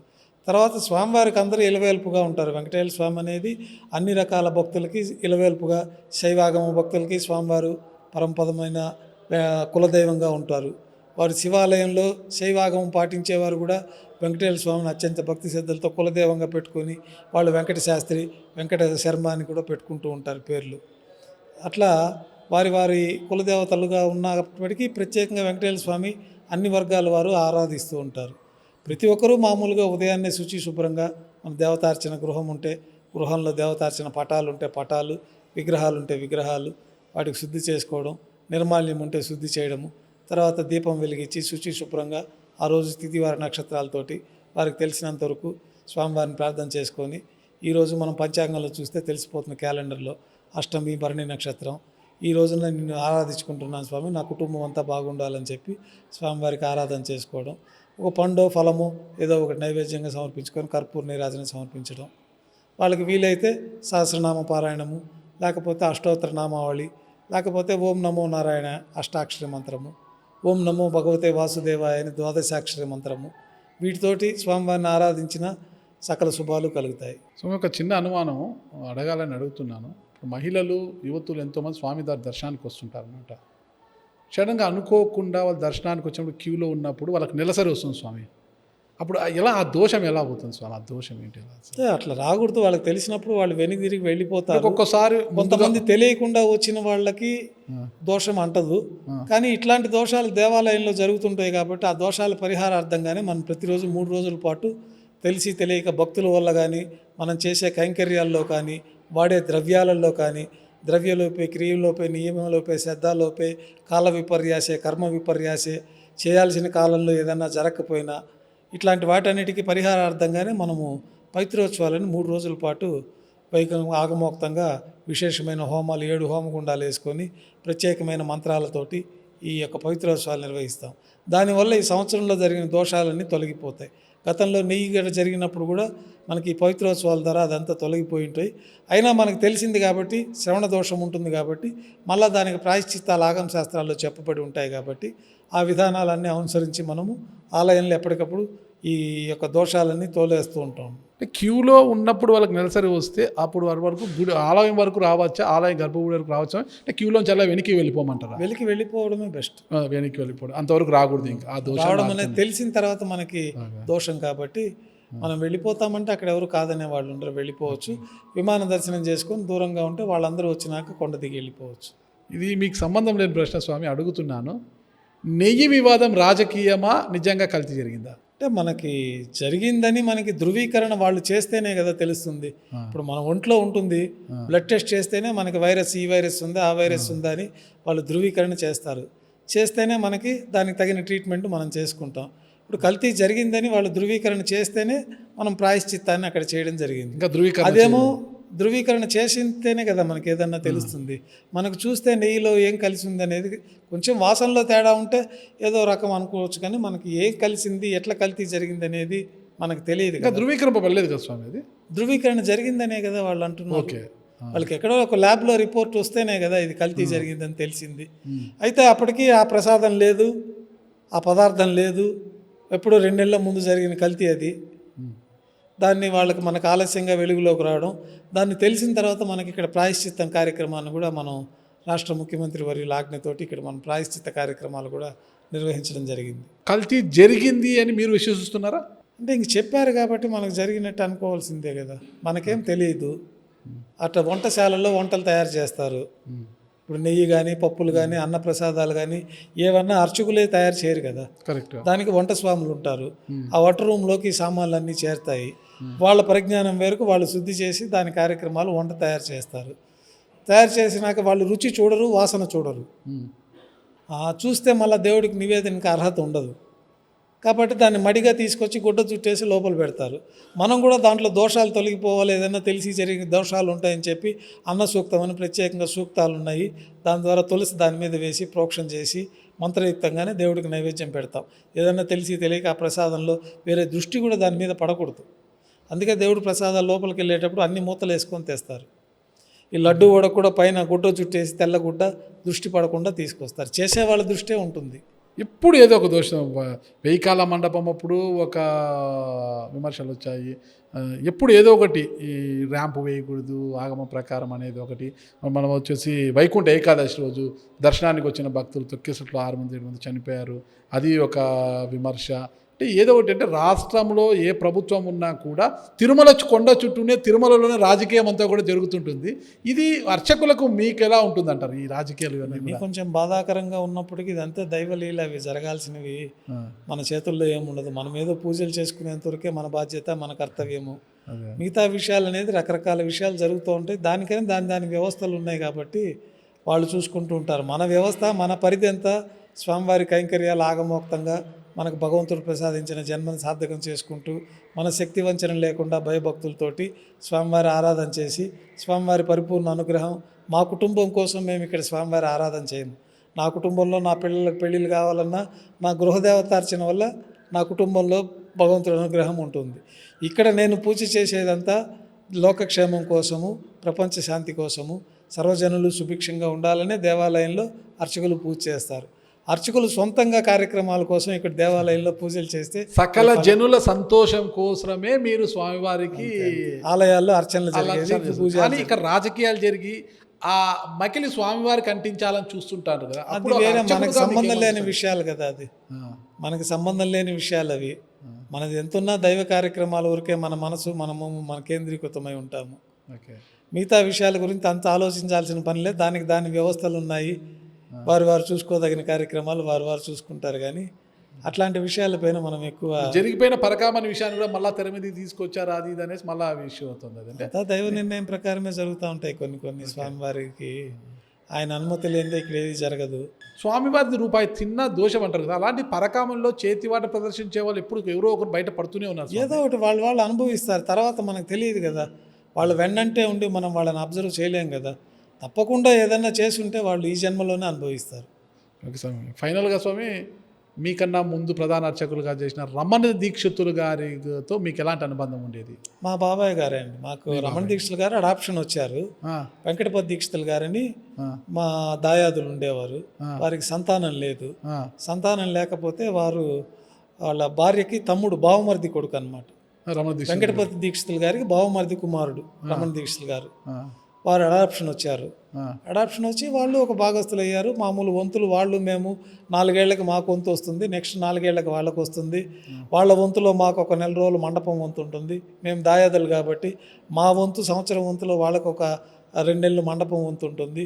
బ్రహ్మోత్సవాల్లో 4 కుటుంబాలు కలిసి పనిచేస్తూ ఉంటాము. ఏ కుటుంబాలు స్వామి? గొల్లపల్లి కుటుంబానికి చెందిన వారే రమణ దీక్షల వారు కూడా. ఓకే. మా నాన్నగారి కంటే కొంచెం వయసులో చిన్నవారు. మా నాన్నగారికి అప్పుడు ఆరోగ్యం పెరాలసిస్ వల్ల ఆయనకి ప్రధాన అర్చక పోస్ట్ రాలే. ఈ పోస్టులన్నీ క్రియేట్ అయింది మిరాసి రద్దయిన 97వ సంవత్సరం తర్వాతనే ఈ ఉద్యోగాలు అనేది క్రియేట్ అయింది. దానికి ముందు మేమంతా ఈ వంశపారంపర్య విధానంలో, మిరాసి విధానంలో మనకు వంతులో మనం కైంకర్య పనులు పెట్టుకొని వాళ్ళకి జీతాలు ఇచ్చి మనం చేసుకుంటూ ఉండేవాళ్ళం. అట్లా రమణ దీక్షలు గారు కూడా మా దాయాదులు, మంచి గౌరవవంతమైన వారు. వారు చక్కగా అన్ని విద్యలు అభ్యసించి స్వామివారికి మంచి సేవలు అందించారు. వారు వారి శక్తివంచన లేకుండా వారు మేమంతా దాయాదులే. గౌరవులు తండ్రి తర్వాత ఆ స్థానంలో పెద్దవారు కదా, వారు ఎప్పుడు గౌరవనీయులు. డాలర్ శేషాద్రి గారు అంటేనే అందరికీ తిరుమల గుర్తొస్తుంది. ఈరోజు మన మధ్య లేరు కదా, ఆయన గురించి. ఆయన మంచి విషయం తెలిసిన వారు. దేవాలయంలో చిన్నప్పటి నుంచి వారందరూ వాళ్ళ కుటుంబీకులు. వాళ్ళు ఒక మిరాసికి సంబంధించిన వాళ్ళే. కింద గోవిందరాజ స్వామి గుళ్ళో వారికి సంబంధించింది ఉంది. వారు దేవుడి మీద అత్యంత భక్తితోటి వాళ్ళ యొక్క జీవితాన్ని అంతా కూడా దేవుడి సేవకే అంకితం చేశారు. అయితే వాళ్ళు ఎప్పుడు దేవుడిని ముట్టే అర్హత వాళ్ళకి లేదు. ఈ పై కార్యక్రమాలు, మిగతా కార్యక్రమాలు, అడ్మినిస్ట్రేషన్కి, ఈ పూజా విధానాలకి మధ్య సంధానంగా వాళ్ళు ఎక్కువ పాత్ర ఉండేది వాళ్ళది. చివరిగా స్వామి, అంటే తిరుమల తిరుపతి ట్రస్ట్ అంటే దేవస్థానం మన ట్రస్ట్ సభ్యులు అంటే చైర్మన్, సభ్యులు వీళ్ళంతా కావచ్చు, ఈఓ అంటే బ్యూరోక్రాట్స్, ఈఓ వీళ్ళంతా కూడా, జేఈఓ వీళ్ళందరూ కూడా ఒక నిర్ణయం తీసుకోవాలనుకున్నప్పుడు తిరుమల తిరుపతి దేవస్థానం అంటే ఆగమ సలహా మండలి సభ్యుల అన్ని సంప్రదిస్తారా? వాళ్ళు తీసుకొని ఇవి మీరు చేయాలని చెప్తారు. ఏదైనా తీసుకోవాలంటే సంప్రదించి ఆలయ పరంగా కానీ, ఉత్సవాల పరంగా కానీ, ఆగమ పరంగా కానీ ఏదైనా సందిగ్ధాలు, కొత్తగా ఏదైనా సేవ ప్రవేశపెట్టాలన్నా, ఇట్లాంటి కార్యక్రమాలు ఏదన్నా ప్రతిరోజు డే టు డే ప్రోగ్రామ్, గుళ్ళో టైం టు టైం జరిగే ప్రోగ్రాంలు కూడా మన ప్రధాన అర్చకులు అనుమతి, జిఎం గారి అనుమతి. ఈరోజు బ్రహ్మోత్సవాల్లో ఉదయం 2 గంటలకు సుప్రభాతం చేయాలంటే ఈవో ఆర్డర్ ఇవ్వరు. ముందుగా అది ప్రధాన అర్చకుల దగ్గరికి వస్తుంది, తర్వాత జిఎం గారి దగ్గరికి వెళ్తుంది, తర్వాత ఆఫీస్కి వెళ్ళి వీళ్ళిద్దరూ అప్రూవల్ చేశారు కాబట్టి ఈవో దాన్ని ఆమోదించేస్తారు. ఈ విషయాలలో వాళ్ళు ఉండరు. కాకపోతే యాత్రికుల వసతి సౌకర్యాలు, అడ్మినిస్ట్రేషన్ పరంగా వాళ్ళ నిర్ణయాలు వాళ్ళు స్వతంత్రంగా తీసుకుంటారు. బోర్డు కానీ, ఈవో గారు కానీ, అడ్మినిస్ట్రేషన్ కానీ. పూజా కైంకర్యాలు, స్వామివారికి జరిగే ఉత్సవాదులు, వీటిలో వాళ్ళ ఇంటర్ఫీరెన్స్ ఎప్పుడూ ఉండదు. ఇంటర్వ్యూ ముగించే ముందు ఒక చిన్న ప్రశ్నతో ముగిస్తాను స్వామి. అంటే మీరు స్వామివారు కాబట్టి, అందులో ప్రధాన అర్చకులు కాబట్టి అడుగుతున్నాను. నాకున్న అనుమానం ఇది అంటే ఈశ్వరుడి వాహనము నంది కదా స్వామి, పార్వతీదేవి వాహనము సింహము. అంటే సింహానికి ఏనుగుకి వైరం ఉంటుంది కదా స్వామి? ఉంటుంది కదా. ఎలా ఇది? అంటే అవన్నీ దేవతా స్వరూపాలే కదా. ఓకే. మన సింహం అనేది అమ్మవారి వాహనమైనప్పటికీ మనకి సింహం అనేది వైష్ణవ సాంప్రదాయంలో నరసింహస్వామి అవతారం సింహ అవతారమే కదా. సింహం నుంచి వచ్చిందే కదా. గణపతి అంటే మనకి గజం నుంచి వచ్చిందే కదా. కాబట్టి ఆ తారతమ్యాలు ఎట్లయినా ఉండవు మనకు. కాకపోతే వాళ్ళ సాంప్రదాయం ప్రకారం నందీశ్వర వాహనం శివుడికి ప్రధానమైంది, మూషిక వాహనము మన వినాయకుడికి ప్రధానమైంది. శివుడికి మెడలో నాగపాము ఉంటారు, ఓకేనా. కానీ ఇక్కడ వినాయక స్వామి వాహనము ఎలుక, మూషికము. అంటే పాముకి ఎలుకకి మళ్ళా ఇది. తర్వాత వచ్చి సుబ్రహ్మణ్య స్వామి వాహనము నెమలి, వినాయక స్వామి వాహనము మూషికము. మళ్ళా శివుడి యొక్క మెడలో ఉండేది పాము, సుబ్రహ్మణ్య స్వామి నెమలి. నెమలికి పాముకు మళ్ళా వైరము. ఈ తేడాలు ఇవన్నీ అంటే మొత్తం దైవ స్వరూపాలు. ఇవన్నీ మనం దైవానుగతంగా వారి వారి వాహనాలుగా స్వామివార్లు వాళ్ళు పురాణ కాలం నుంచి నిర్ణయించుకున్న విధానాలు అవి. దాంట్లో మనకి స్వామివారు కూడా నాగాభరణాలు ధరించుంటాడు. నిత్యం ఆదిశేషుడి పైనే స్వామివారు అత్యంత ప్రీతిపాత్రంగా ఉంటాడు. శివుడు మెడలో వేసుకొని ఉంటారు, స్వామివారు దానిపైనే తల్పంగా ఎప్పుడూ లక్ష్మీవారితో కలిసి ఆదిశేషుడి పైనే పవళించి ఉంటారు కదా స్వామి. ఇప్పుడు స్వామివారి కళ్యాణం జరుగుతుంది స్వామి. కొత్తగా పెళ్ళైన దంపతులు పెళ్ళైన వెంటనే స్వామివారి దగ్గరికి వచ్చి మళ్ళీ కళ్యాణం చేసుకొని వెళ్తుంటారు. మధ్య మధ్యలో కొంతమంది దంపతులు స్వామివారి కళ్యాణంలో పాల్గొంటుంటారు స్వామి. స్వామివారి కళ్యాణోత్సవంలో పాల్గొనడం వల్ల వచ్చే లాభం ఏంటి? అంటే మనకి స్వామివారికి ఆగమ శాస్త్రాల్లో ఈ ఉత్సవాదులు అనేవి కామ్యోత్సవాలు. మూలవర్లకు జరిగేవంతా లోకక్షేమం కోసం జరిగే ఉత్సవాలు అవన్నీ, జరిగే పూజా విధానాలు. తర్వాత ఉత్సవమూర్తి అని మనకు ప్రత్యేకంగా ఉత్సవమూర్తులు ఉంటారు. ఈ కామ్యోత్సవాలు భక్తులు ఏదన్నా కోరికతోటి ఒక ఉత్సవాన్ని చేసుకోవాలి అంటే ఈ ఉత్సవమూర్తులకు మనకు ఆ సేవలు నిర్వహిస్తాము. మనకి కళ్యాణాద్భుత కాత్రాయ కామితార్థ ప్రధాయిని అని చెప్పి భూలోకంలో స్వామివారి ఆవిర్భావానికి మూల కారణం పద్మావతీదేవి వివాహం. ఆ పద్మావతి దేవి వివాహం అనంతరమే స్వామివారు ఇక్కడ అర్చావతార శాలిగ్రామ శిలాస్వరూపంగా ఉన్నారు. కాబట్టి స్వామివారి యొక్క కళ్యాణోత్సవం వల్ల ఇప్పుడు కళ్యాణోత్సవంలో అనేక శుభ ఫలితాలు ఉంటాయి. మనకి మత్వంశానాం మాతృవంశానాం నరకాది ఉత్తీర్య ఆమోద ప్రమోద సమ్మోద వైకుంఠాఖ్య లోకేషు సాలోక్య సారూప్య సామీప్య సాయుజ్యతి చతుర్విధ మోక్ష ఫలసిత్యర్థం అనేసి బాల్య యవన కౌమార వార్ధికేషు, బాల్యంలో కానీ యవనంలో కానీ కౌమారంలో కానీ ఏదైనా తెలిసి తెలియక దోషాలన్నీ ఉంటే ఆ దోషాలన్నీ ఈ కన్యాదానం చేయలేని వారు స్వామివారి కళ్యాణంలో పాల్గొన్న వాళ్ళకి ఇటువంటి మహత్తరమైన ఫలితాలన్నీ ఉన్నాయని చెప్పి మనకి ఆగమ శాస్త్రాలు చెప్తూ ఉన్నాయి. ముందు 10 తరాల వాళ్ళు, మీకు ముందు 10 తరాల వాళ్ళు, మీ తర్వాత 10 తరాల వాళ్ళకు కూడా సకల శుభాలు కలిగి మీ ముందు 10 తరాల వాళ్ళకి వాళ్ళంతా వైకుంఠంలో ఒక స్టెప్ బై స్టెప్ పైకి వెళ్తారనమాట. ఆ యొక్క లోకాలన్నీ దాటుకుంటూ ఉన్నత లోకాలకి స్వర్గలోకాలు సిద్ధించాలంటే ఈ స్వామివారి కళ్యాణంలో పాల్గొంటే అంతటి మహత్తరమైనటువంటి ఫలితాలు వస్తాయని చెప్పి మనకి ఆగమ శాస్త్రాల్లో కళ్యాణోత్సవానికి చాలా విశేషమైన ఈ ఫలితాలు చెప్పబడింది. అదే మనకి బాల్య యవ్వన కౌమార వార్ధికేషు రహస్య ప్రకాశేశ ఆవృత్త అనావృత్త మహాపాతకాది సమస్త దుర్తేక్షయార్థం దశ పూర్వేషాం దశ అపరేషాం 10 తరాల ముందు 10 తరాల తర్వాత మత్వంశానాం మాతృవంశానాం మీ వంశము మీ తల్లి వంశము, మీ తల్లికి మళ్ళా తమ్ముళ్ళు అన్నలు వాళ్ళ వంశము, ఇవన్నీ కూడా స్వామివారి యొక్క పరిపూర్ణ అనుగ్రహం చేత సకల శుభాలు అన్ని వంశాల వారికి కలుగుతుందని కాబట్టి ప్రత్యేకంగా స్వామివారి కళ్యాణాలు ఈ వెంకటేశ్వర స్వామి కళ్యాణం అనే కాదు, ఏ దేవతామూర్తి కళ్యాణమైనా అంతటి విశేష ఫలితాలు ఉంటాయి. ఇదే ఫలితాలు మనం కన్యాదానం చేసిన వాళ్ళకు కూడా ఇంత విశేషమైన ఫలితాలు ఉంటాయి. అందుకనే పూర్వకాలంలో వాళ్ళకి మగపిల్లలే ఉండి ఆడపిల్లలు లేనప్పుడు ఎవరన్నా అమ్మాయిని దత్తత తీసుకొని వాళ్ళ కన్యాదానం చేస్తే ఈ ఫలితాలు వచ్చి వాళ్ళ పెద్దలంతా కూడా ఉన్నత లోకాలకు వెళ్తారని చెప్పి కూడా మనకి మంచి విశ్వాసము. ఆ శాస్త్రాలు కూడా ఆ విధంగానే ఉన్నాయి.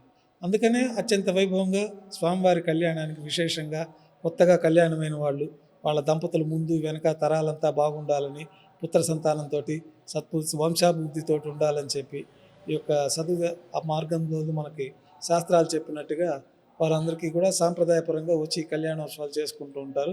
కొంతమంది వివాహం కాని వారు కూడా స్వామివారి కళ్యాణం చేయించుకున్నాక వారికి వివాహాలు జరుగుతూ ఉంటాయి. ఇట్లా కళ్యాణానికి అత్యంత ప్రాముఖ్యత ఉన్నది మనకి సాంప్రదాయంలో. స్వామి ఫైనల్గా చెప్పండి, కలియుగ దైవం మన వెంకటేశ్వర స్వామికి నిత్యం పూజలు నిర్వహించే ఒక టీంకి మీరు నేతృత్వం వహిస్తున్నారు, ఒక ప్రధాన అర్చకులుగా ఉన్నారు.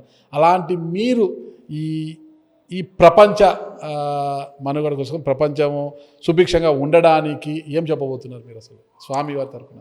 అందరూ మన భారతీయ సంస్కృతి సాంప్రదాయాలను గౌరవించుకుంటూ మనం పెద్దలు నిర్ణయించిన విధి విధానాలు సాంప్రదాయాల్ని సంస్కృతిని అవలంబిస్తూ శ్రద్ధగా భక్తిగా స్వామివారిని ఆరాధిస్తే తప్పకుండా ప్రపంచమంతా సుభిక్షంగా ఉంటుంది. ధర్మం ఎప్పుడు మన శాస్త్రాల్లోనే ఉంది. మనం పాటించవలసిన ధర్మాలు అసత్యం ఆడకుండడము, పరుల సొమ్ము ఆశించుకుండడము, ఈ ధర్మాలన్నీ మన మూలాలు. ఆ మూలాలను మనం జాగ్రత్తగా కాపాడుకుంటూ ఆచరిస్తూ వస్తే అందరికీ సకల శుభాలు కలుగుతాయి.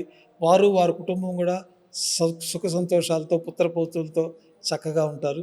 అట్లాగే స్వామివారిని ఎప్పుడు సదా ధ్యానం చేసుకుంటూ మన హిందూ సాంప్రదాయాల ప్రకారం వారి కుటుంబ సాంప్రదాయాల ప్రకారం వారి యొక్క పండుగలు ఇట్లాంటివన్నీ చేసుకుంటూ స్వామివారిని ఆరాధించుకుంటూ ఉంటే సకల శుభాలు ఉంటాయి.